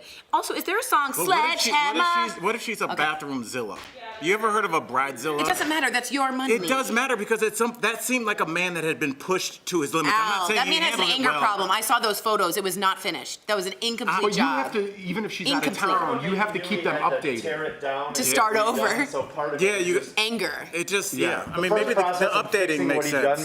But what would have happened if he swung it too fast and then broke the window or hit a pipe or something? It was like there were so many things that could have gone wrong in that situation. just the idea that that's how you handle things as a business person. It seemed like he was going to have to take it down. So it seems like he was starting that process. Issue, I think. Yeah. Oh, yeah. But I mean, even if you're out of town and I'm working on someone's bathroom, I'm going to say, hey, listen, I just put up this wall. Do you like it? Yeah, like, I would bring the process to them instead of getting it all done, and then they're like, I don't like it. Well, man, you picked out the tile. You told me to put this in. Who knows what the situation was? Like, we had a courtyard built, and the materials that they used weren't really weatherproofed materials. So it started coming off like gradually. When it first finished, it looked beautiful, but they had to come back 7 times and then change the material out completely to fix it. So, I mean, was it upsetting? Yeah, but I'm not like getting like trying to do something to somebody over it. There's no sledgehammer involved.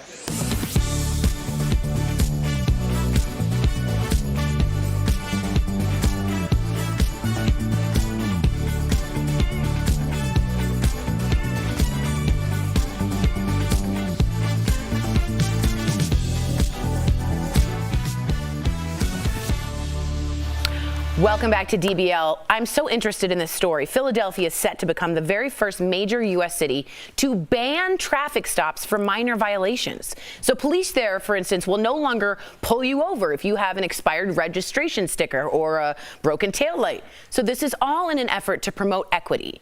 It was revealed, though, that a vast majority of traffic stops targeted minority drivers. In fact, if you look at these pie charts, you can see despite the city's population being only 38% African American, they made up more than 76% of drivers that were pulled over. I think the full number was 90% or above were people of color that were being pulled over, which is insane to me. What do you guys think about this? Could this be a good thing to help stop violence and hate against the cops? I think it's a bigger thing than even the 4 of us realize, because what traffic violations do is they set in motion everything else that we complain about in terms of inequity. So yes, there's the mental health of a community just being constantly messed with by the law enforcement, but the bigger picture is in a working class neighborhood, take Ferguson, for example, where the population is 66% black. You're pulling them over constantly. They either decide to pay this ticket or pay their bills.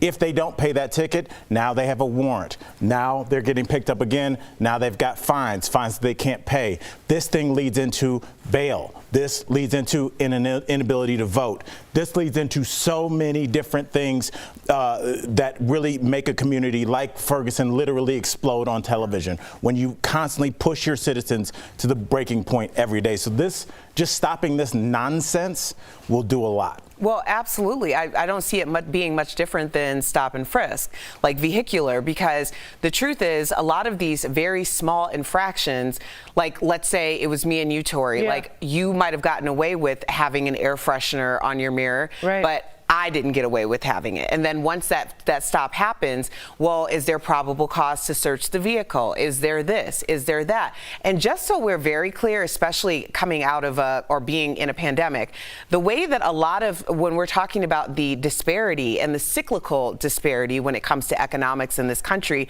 it's also putting things in motion like this to ensure the poor stay poor. So when Al was going through the entire system, that is very intentionally done. But what also needs to be addressed are there quotas when it comes to how many numbers of tickets police officers are expected to write in order to also sustain the revenue and the economics of that town? Where is that money coming from? And this is something that has been a practice for a very long period of time, and absolutely this needs to stop. And also, just all over, this is beneficial to everyone. And, you know, one of my best friends is a Cuban American that lives in Miami, and his brother is a cop. And because we talk a lot about police interactions with citizens, because I'm like, ask your brother what's up with this, you know? And he's like, his brother feels the same way. But a lot of times when you do see cops that are trigger happy, he's like, being in a city like Miami, we deal with people that we know have 2 strikes. And I put Jeff in jail, and I drive around the block a day later, and I see Jeff on the corner, and I'm like, oh, first of all, I know him. I know he's violent. I know he has 2 strikes. And now when you approach him at his house or you approach a car that you don't know. Now, him as also a minority is worried about this guy's like saying, I'm never going back to jail again. Right. So we're saving our cops, we're saving our citizens. The mental health of everybody is at stake here, and it can stop by not wasting everybody's time. I almost said another word. Stop annoying your citizens. Leave us alone and let us generate income. Stop with these nonsense tickets and parking crap. Can you say crap? I think you can. You just say crap. You just did. I think of Sandra Bland, Philando Castile. I think of all of that. So write us in, especially if you are from Philly. We'd love to hear your opinion on YouTube, dailyblastlive.com, or our DBL app. Coming up, Ziggy Marley joins us live. Are you kidding me? Don't go away. This was...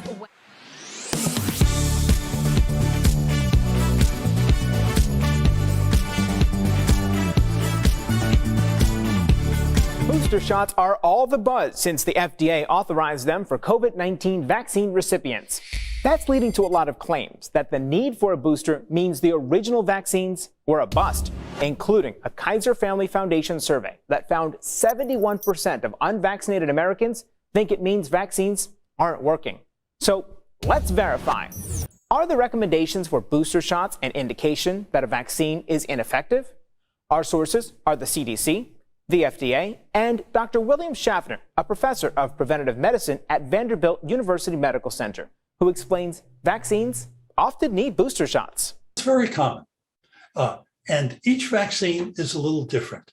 The effectiveness of vaccines can wane over time. For example, tetanus requires boosters every 10 years to build on the protection from previous shots.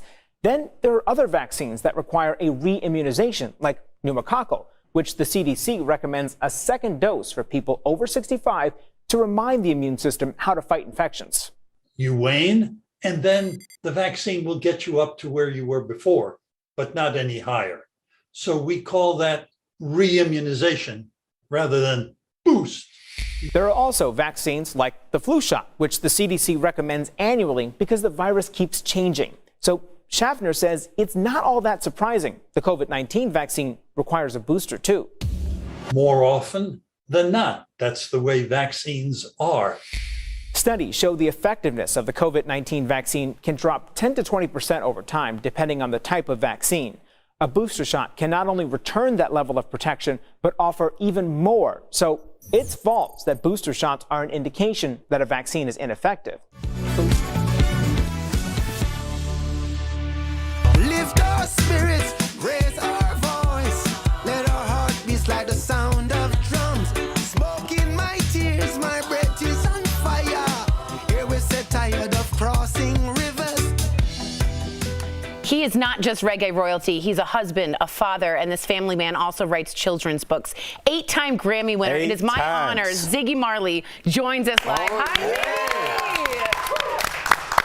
Hello, how are you doing? We're doing nice. Amazing. Thanks for joining us. I did want to ask, DJ Khaled owns one of your father's guitars, and he shared this video playing it. And we know it's an instrument, but some fans feel it's almost too special to be played. What do you think about that? I think music is in everything, and you know, music.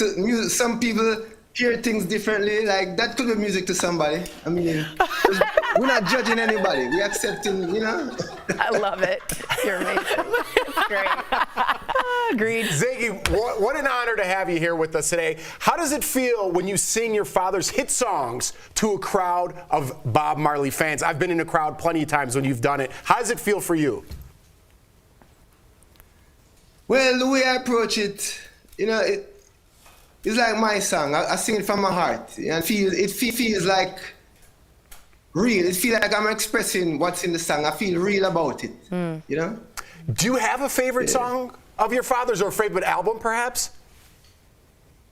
Our favorite album would be an album called Survival, which is the album I kind of grew up in my teenage years. Wow. Wow. Love that. Talking to Ziggy. Yeah, I know, right? It's a little surreal. It's a little surreal. Now, Ziggy, let's get straight to it, because your latest album, More Family Time, features stars like Sheryl Crow, Busta Rhymes, and even Jamie Lee Curtis. She's an actor. So how does she help make this album special? So with Jamie, we had an album. I've known Jamie for years. such a cool person.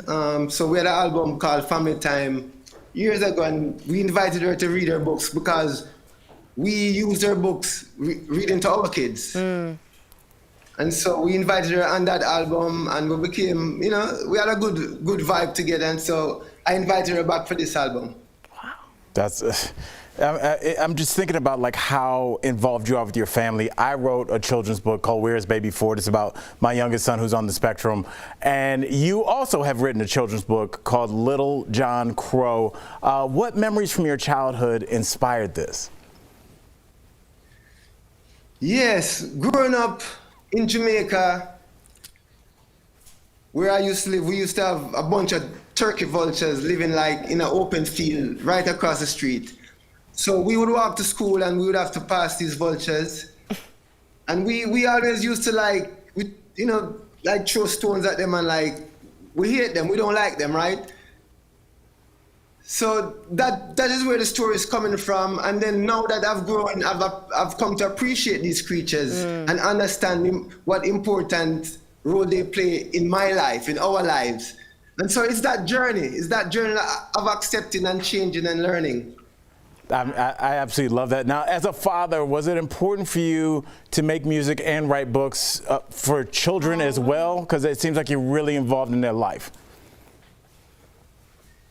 Yeah, well, they're inspiring. You know, children are inspiring to me. They teach us a lot, you know, patience. We have to have a lot of patience with them sometimes, you know. Absolutely. Love them, teach us love. So, I mean, being around my kids, there's always like a creative energy. There's always some kind of beautiful experience going on. And so they just inspire me. I mean, children inspire me.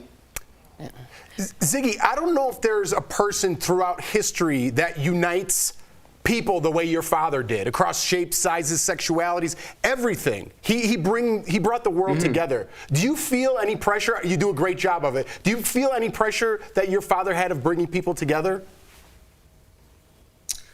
No, man, we're not feeling pressure. We grew up, you know, that's the way we grew up before he was what we know him as of today.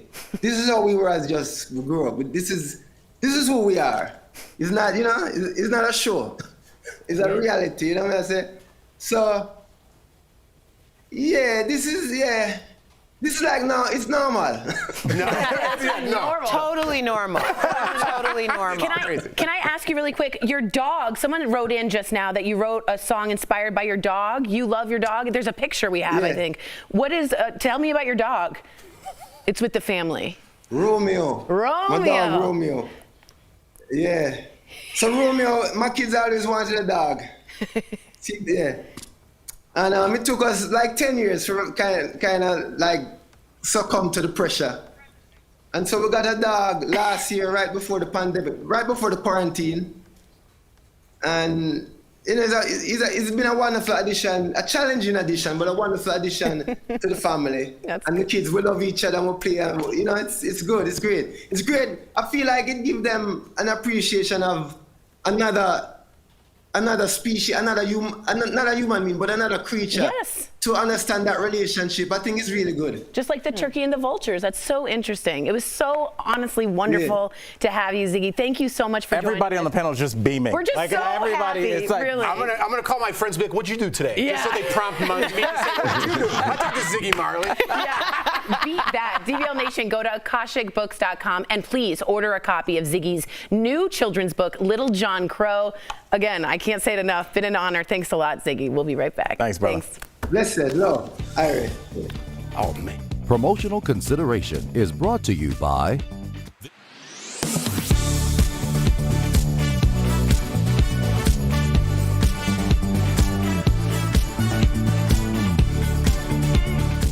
Well, that sound means it's time to verify the thermometer number is dropping almost in cadence with the COVID case count lately.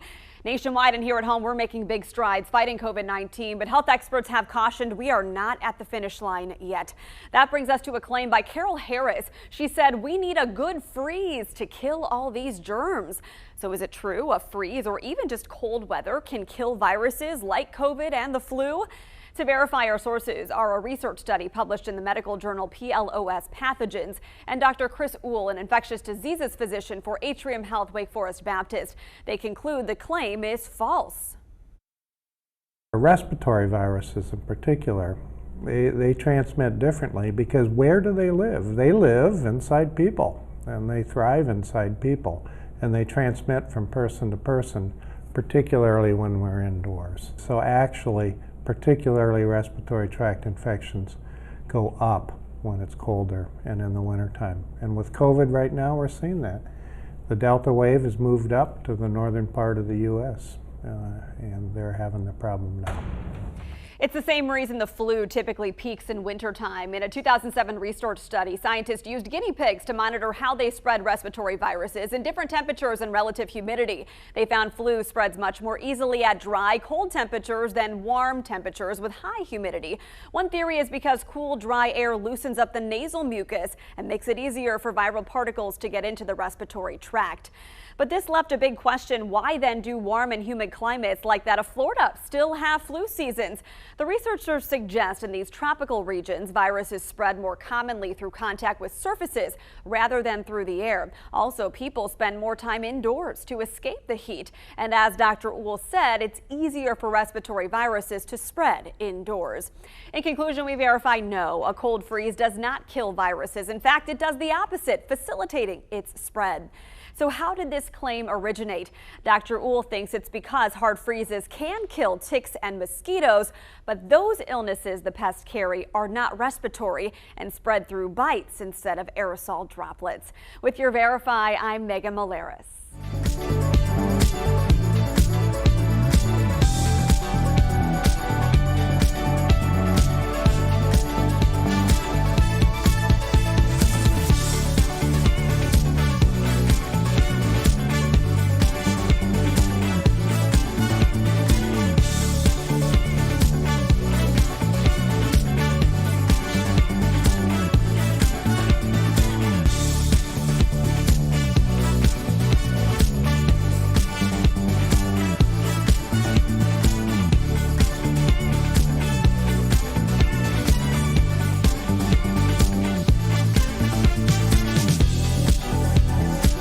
Don't miss a minute of DBL. I cannot wait. Nah, girl, we want to know. You don't feel like that's a little bit weird? Stop.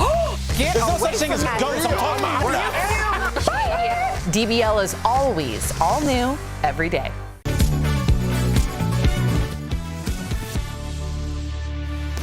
Literally, my cheeks hurt from smiling. What an honor to have Ziggy Marley on our show. If you're leaving us, you can watch the second half of the show online. Jessica Simpson opens up about hitting rock bottom. What led her to choose sobriety 4 years ago. And if you can't figure out what to buy the person that has it all, the Goop Holiday Guide can help. The outrageous list Gwyneth Paltrow just released. That's coming up next. We got your reviews, so stay tuned.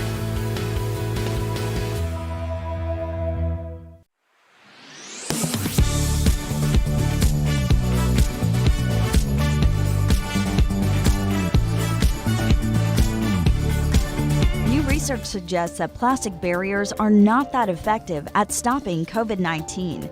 In fact, they may be making some situations worse. We now know the virus spreads through small particles in the air. Good airflow and ventilation can help get rid of them. Now scientists tell the New York Times that those plastic barriers can actually cut off airflow in a room, trapping virus particles in concentrated areas. And those shields aren't blocking as many germs as you may think. Plastic can be great for stopping something like a cough or sneeze, but it does very little to stop the virus particles an infected person emits just by breathing. Those particles are going to waft over and under the barrier, often in a more concentrated way. These new findings have big implications for the school year. In fact, studies from Johns Hopkins suggest classrooms with screens on desks actually had an increased risk of coronavirus infection. Researchers say schools should instead focus on improving airflow, wearing masks, and encouraging vaccinations to keep COVID out of the classroom. I'm Audrey Castoreno, and that's Connecting the Dots.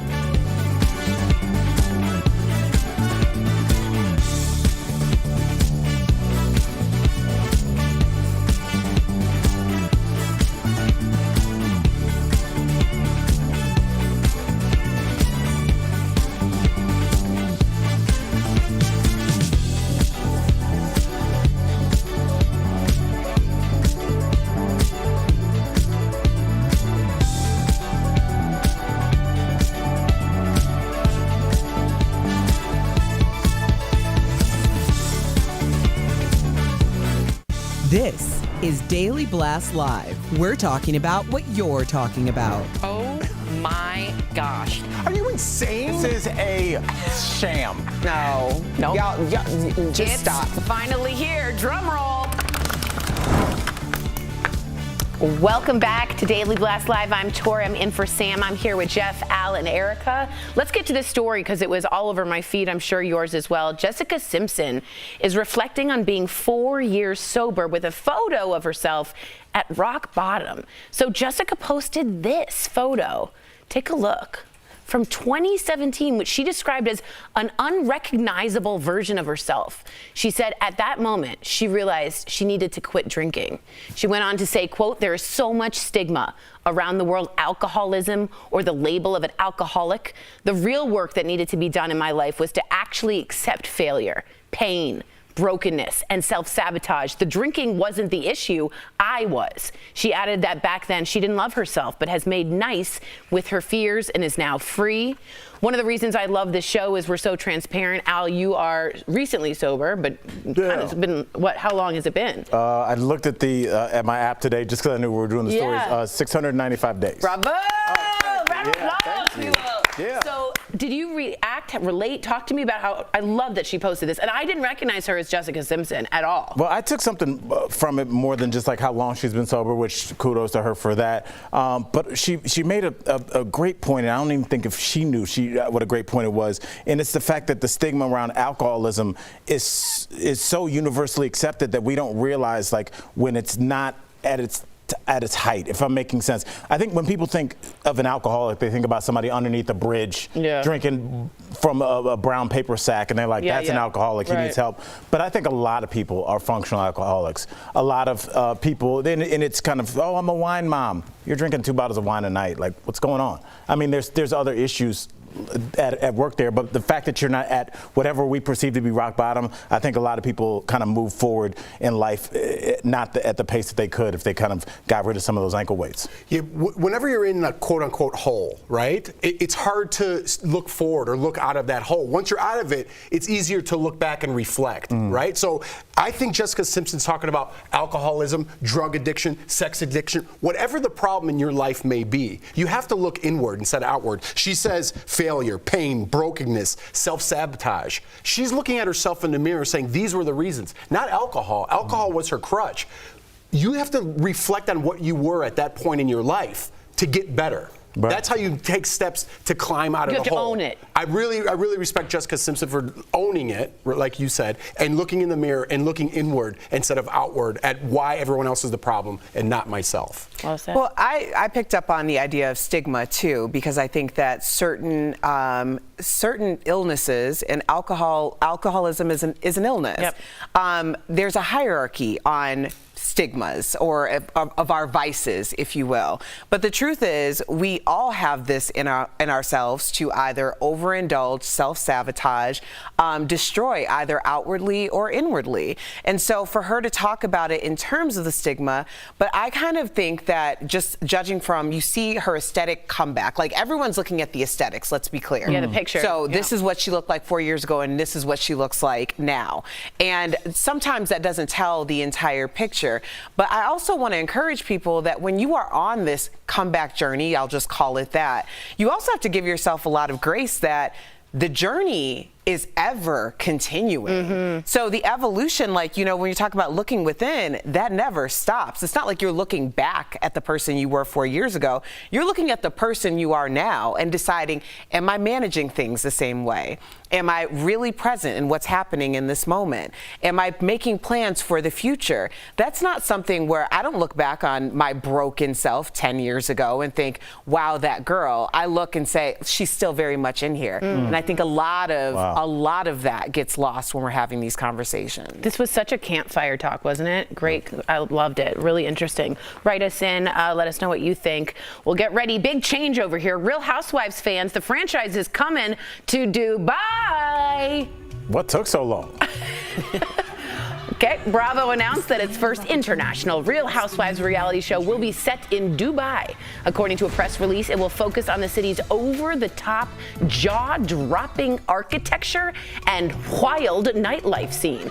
The cast hasn't been announced, but TMZ is saying that Lindsay Lohan will not be joining the show, even though she currently does live in Dubai. The show will air on Bravo next year. I have to go to my Bravo-holic, Erica Cobb. I thought you were talking to me. I wasn't going to go. Yes. Oh, That's my vice, y'all. That's our vice. Watching too much Bravo. No such thing. Yeah, with my glass of wine. So here's the thing. I'm a little concerned about this because there is a modesty factor when we're talking about Dubai, and like the idea that saying offensive or using offensive language and offensive gestures is something that could be, I don't know, against the law or some type of violation is really worrying me, because as we know, that is the backbone of the Bravo franchise. That's all it is. Right. I will say this, out of all the countries in that area, Dubai is the most westernized in the way I say that respectfully, where women are allowed to vote, women are allowed to drive, they're allowed to own a business, they're allowed to have a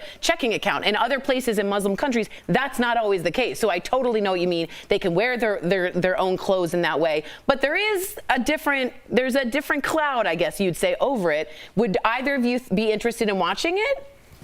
I'd be more interested just because it's the international aspect of things, right? I'm not really a fan of Housewives. I do love everything else on Bravo. I just never got into it. Yeah, you like Bravo. But I love it. I love it so much. I really do. I'm not being sarcastic. But the international aspect of things really interests me, right? How things are done outside the country. So the part that you say might be taboo or something is the part that interests me. Interesting. You know, because it really shows people, if you can't travel to Dubai, which I never did, it might give you an inside peek of what it's kind of like there. It's insane wealth. Insane wealth. Thanks.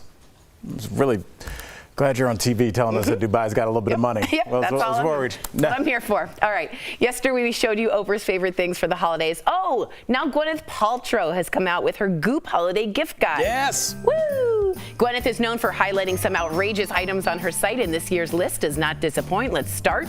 First up, check out this Focus Calm headband for $199 that measures your electrical activity in the brain. Your brain games. You play brain games and relax with guided meditations through an app, and then the headband gives you a picture of your brain activity while doing these tasks. What would your picture look like right now?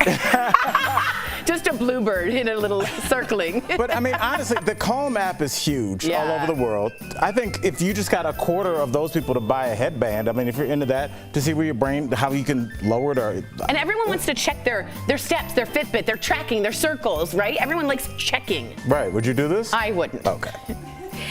Next up, we have some Cashmere Bloomers for $400. They're made with 100% Italian cashmere. Of course it's cashmere. So naturally, they're dry clean only.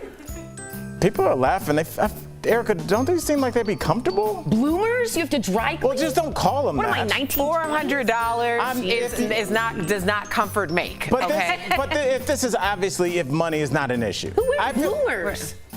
You wear underwear. Just call them underwear and have some $400 underwear on. I don't care for this. I don't know. I think it's a nice flex. I'm just wondering what you put them underneath the hoop skirt that I was wearing for Halloween. Exactly. Like, I mean, what pants are you putting on? Are you putting this? Or are they made to like sleep in? And if so, where's the top? Like, what's happening here? That's expensive. All right, let's move on. Slide down those snow hills in style with a Chanel sled for $10,500. Why the 500? At that point, just have at it, I guess. But Jeff, I know people are going to I'm into this. Come on, man. Jeff, if you're, again, it's just like the Bloomers. If you have $400 or $10,000 to throw at this, give it to charity. Why not?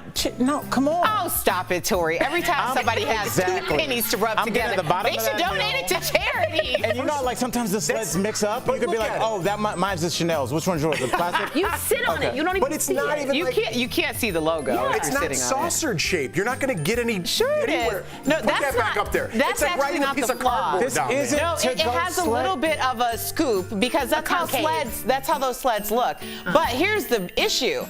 the handles seem to be movable. Right. Most people like to hold on to the handle. to a static you guys handle. sound like some squares right now. Okay, listen. I'm a circle. Okay, listen. When there are bathing suits that are so high end, you're not supposed to get them wet, and people laugh like, "Oh, bathing suit, you can't go wet," but you have those because it's about flexing at the pool. This is not about going down the hill. This is about walking through the ski lodge. Yeah. Nobody's walking through the ski lodge. No, Al, that shows you how many times. My $10,000 sled. No, fatal flaw right there. Fatal flaw right there. I know you've been telling everybody you live in Colorado now, and now you know all about the mountain life. But nobody's bringing a sled into Opry, okay? That's the reason why you take your board or your sled and you put it up against the little rack and hope nobody steals it. Yeah. So now you either get a little lock and you can put it there, but they're not taking it through the lodge, Al. They're not taking it through the lodge. Because I'm not sledding. Okay. All right. Keep it with me. Moving on. Finally, the bubblegum gym. Ready for this? Perfect for your child's playroom, and it's only $34,000. I need to go ahead with this. Oh, you're not it's into that same this. can I say Jamboree? It's the same concept behind that. Those terrible. I tried to do this with my son. He hated all those. Like, kids don't care about this kind of stuff. If you're gonna throw $35,000 or something, get them an expensive tree house. Get them like a world-class tree house with like the Wi-Fi in it. Yeah, Right. kids don't want that just because it's pink. Tree house with Wi-Fi? It's better than a $35,000 whatever Get that them was. like a year in college. How about that? The college is paid for if you're doing this. College is been Oh, paid man. All right, I'll be Chanel sledding away from this combo. Coming up on DBL, Mr. Manners joins us live. His tips to handling America's ongoing outrage. I love that Rome. Yes. Closed captioning provided by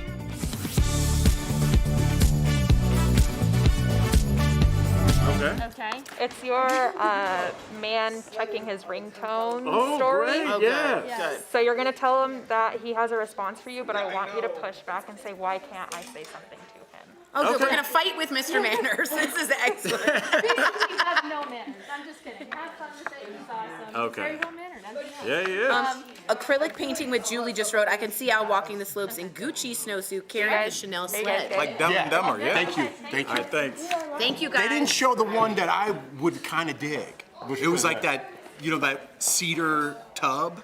Oh, the hot tub. Yeah. But see, I'd make it a cold tub. I'd make it a cedar cold plunge because How I much like was going it? in freezing cold water. Like It was $3,400. Oh, that's not bad. $3,400, but It wasn't crazy. I like the Would sauna. you get a cold tub over a hot tub?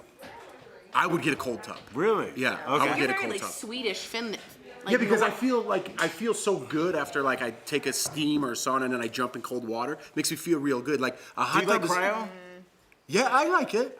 Jumping in the water is harder, and I feel like it's better for me. But this is what you got to do. You got to get the hot tub, and then during the winter, you can just jump Make in it a the cold snow. tub? No, you just get out and get in the snow. I just That's what I feel like used a to hot tub's dirty. You know, like when you go on vacation, But you're like, let's go in the it's hot just tub. you I'm like, no, Brooks I'm will not go in going the in hot there. tub. But it's just you in there, and you No put hot your tubs. own. It's just you and whoever But you. still, I just have to get dirty vibes from it. But they have chlorine. Just Yeah, like but a there's pool. a lot And it's always broke, and did you put chlorine in it? But No. if it's at your house, Yeah. How many random people do you have coming through your? I don't like it. I don't like. Listen, you know what else I don't like? Let's offend everybody. Trampolines in your yard. Get them out of there. Trampolines are super dangerous. No, I don't like them in your yard. My friend has one though, but they A have hot this on tub and it. Yeah, trampoline people says still go something over about that. me. The trampolines are so dangerous. the name of the place.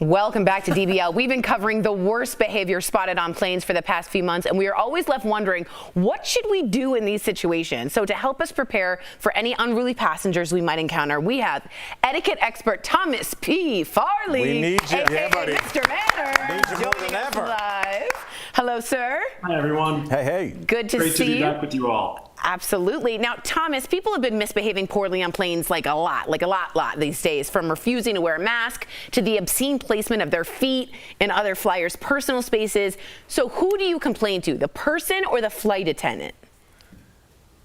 Sure, Sam. So here I think is a case where we definitely want to hesitate before we escalate. So we don't in life go around having a flight attendant button that we can ding anytime we encounter a problem. Likewise, when you're on an airplane, you've got to remember this is someone that you're likely going to be spending a whole lot of time next to unless they switch your seat. So if this is something that is two adults you can work out together, far better to deal with it that way than getting the flight attendant involved. Once you've done that, you've really gone to DEFCON 4, and sometimes it is necessary, so I don't say never do it. But if this is something that you can work out together, and there are nice ways to do so, we'll talk about that. That would be my first line of defense. Good. All right, now here's my issue. I've been traveling for 15 years as a stand-up comic, almost every weekend, and there's been a lot of times I didn't know how to confront people about their behavior. Like one time there was a guy sitting next to me.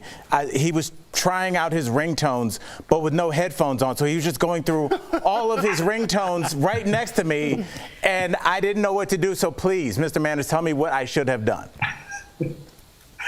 Al, my heart goes out to you. Very frustrating to have that go on. I don't like hearing those ringtones, even if I'm not sitting next to somebody on an airplane. My phone's always on silent. Exactly. But if the individual next to you is not as considerate as we would like that person to be, this is what your headphones are for. So what I recommend here is you're going to cancel out rather than call out. And I know AirPods and tiny little things that go in our ears are popular, but when you're in an airplane, I recommend something like this. Mm-hmm. This is going to make it very clear that you are not interested in the noise going on around you. And the technology now for noise canceling, you can truly be in your own little bubble, which is hard to be even if somebody's not checking their ringtones next to you. So cancel out rather than calling out. I love it. Now, can I do that if I'm on set and like my co-host Tori's saying something that's annoying me? Can I just put those on mid-segment? I'm right here. Oh, sorry. 100%. Mr. Manners with the burn. All right. Mr. Manners, how would I confront a parent about a child who is kicking my seat and yelling? This has happened before. Listen, I'm a little more lenient. I have children. So for someone who doesn't have children, isn't as lenient, what would you say? How do you approach this situation? Sure, Jeff. This is one I think anyone I'm not a parent, but I think anyone who is a parent and has gone through this knows how awful it is to feel that way. And in fact, a nice thing for a parent to do is to actually bring some little thank you notes and lollipops to pass out for those around them in case things do get bad. But if you're the person who's on the receiving end of that, certainly you don't need to turn around and say, by the way, your child is crying. Could you please make this child stop? The parent knows that already, and presumably they're doing everything they can. But something like kicking the seat, maybe they've got several children and they're not actually seeing this happen.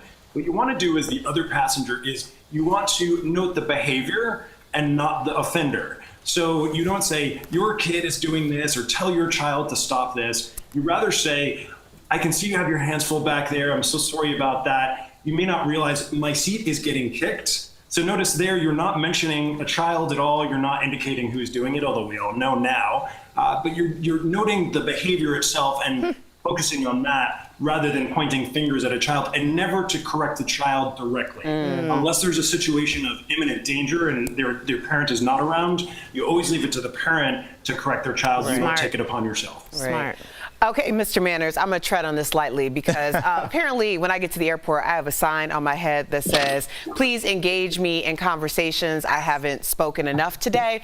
So people constantly want to chat with me, and I might be looking for a very quiet flight. So what should I tell them? Yes. Well, Eric, it's just because you're so friendly looking, people do want to chat with you, of course. He's good about that.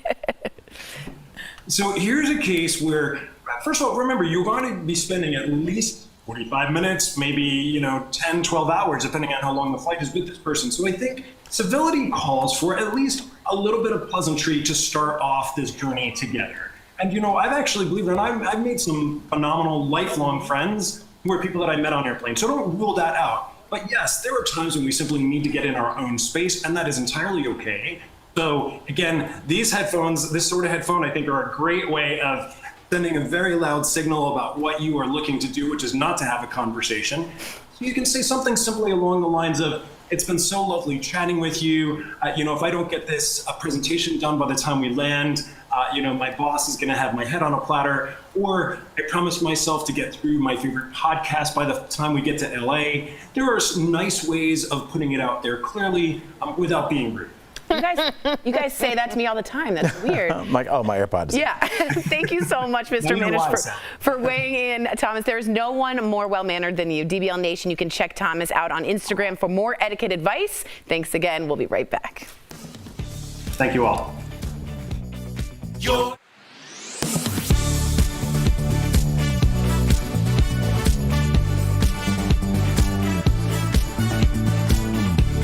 Booster shots are all the buzz since the FDA authorized them for COVID-19 vaccine recipients.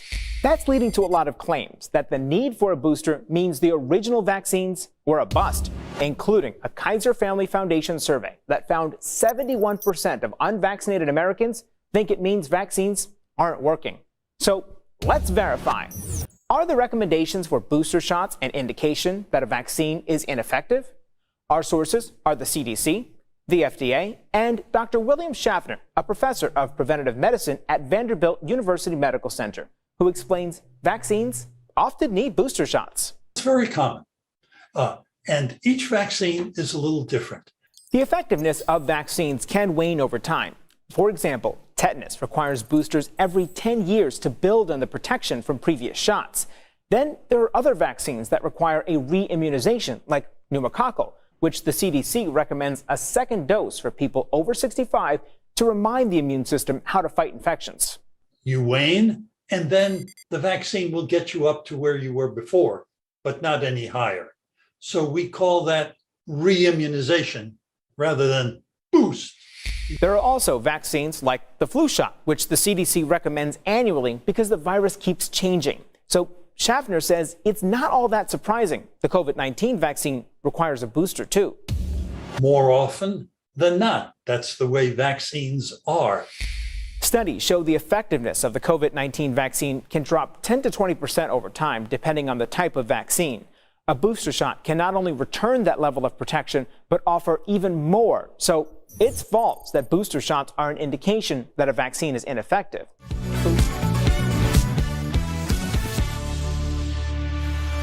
Welcome back to DBL. Have scientists found the fountain of youth? We're chatting about it in DBL's Focus on Fitness presented by QB. First up, HIIT exercise, short for high-intensity interval training. Researchers say it jumpstarts aging cells to create more proteins, essentially stopping the process of aging at the cellular level. Next, aerobic exercise. One study finds that just 6 months of aerobic exercise can help reverse the effect of aging on the brain. And finally, jazz hands, dance. Researchers say dancing may be more effective at turning back the hands of time than other forms of exercise. Staying active is so important, and QB has made it easy. Try their under-desk elliptical at 1-800-556-2089 or visit QB.com to learn more. I love to dance and I love QB. We'll be right back. Promotional consideration is brought to you by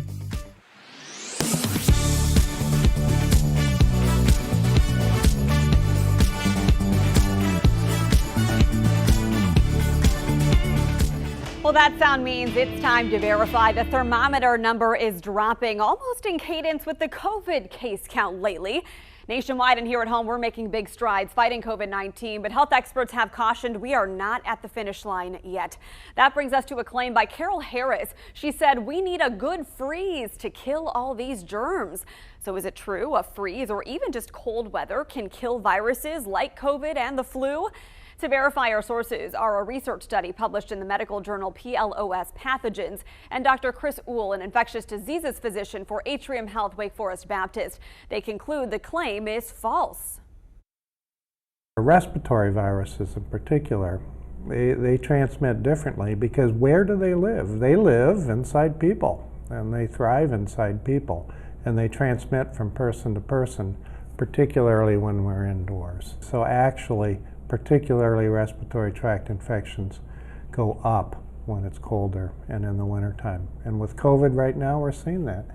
The Delta wave has moved up to the northern part of the U.S. and they're having the problem now.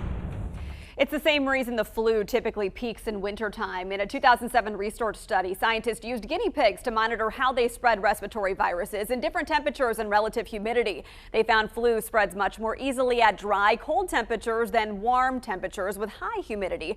One theory is because cool, dry air loosens up the nasal mucus and makes it easier for viral particles to get into the respiratory tract.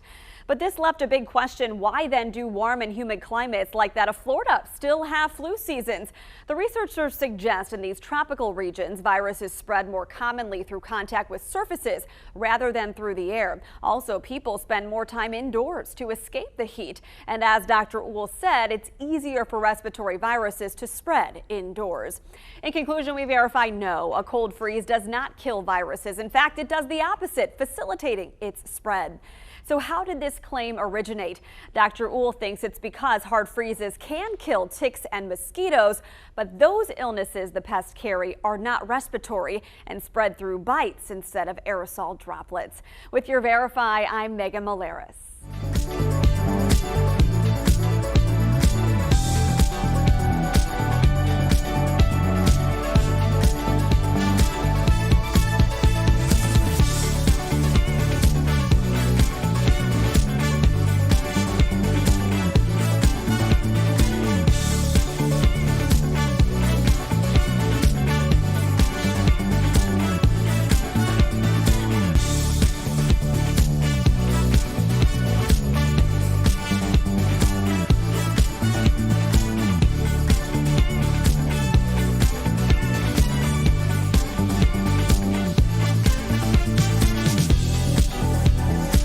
Don't miss a minute of DBL. I cannot wait. Nah, girl, we want to know. You don't feel like that's a little bit weird? Hey, stop. Get There's no away such thing from as that. guns. I'm talking about. DBL is always all new every day. Tomorrow on DBL, comedian Lorraine Newman joins us live, which she's revealing about SNL as one of the original cast members. And on an all-new True Crime Chronicles, a 21-year-old woman vanishes, how a mother won't stop fighting for the daughter she hasn't seen in 5 painful years. If I don't fight for her, who else gonna fight for her? Who better to fight for her than the one that loves her? That's tomorrow on DBL. Welcome back to DBL. We love sharing your comments. A lot of people loved Mr. Manners. And Donnie says we need to have him on more often to talk about a wide range of topics so people understand how to act around people again, since we've seemed to have lost that. I don't know why I'm emphasizing it like this. Like a speech because I really agree with him. I think we've all lost a sense of decency. I know I sound like a square, but people are getting mad. The sledgehammer, all of this proves our patience is like this thin, right? Yeah. What, are you running for office? Why Ladies and gentlemen, so I will be running. I guess I agree with you. I'm getting fed up with the jump to anger. I'm just getting fed up. Sounds like it. I'm angry about it. Right. Not good. Let's end the show. DBL is new every day. We'll see you tomorrow, same time, same place.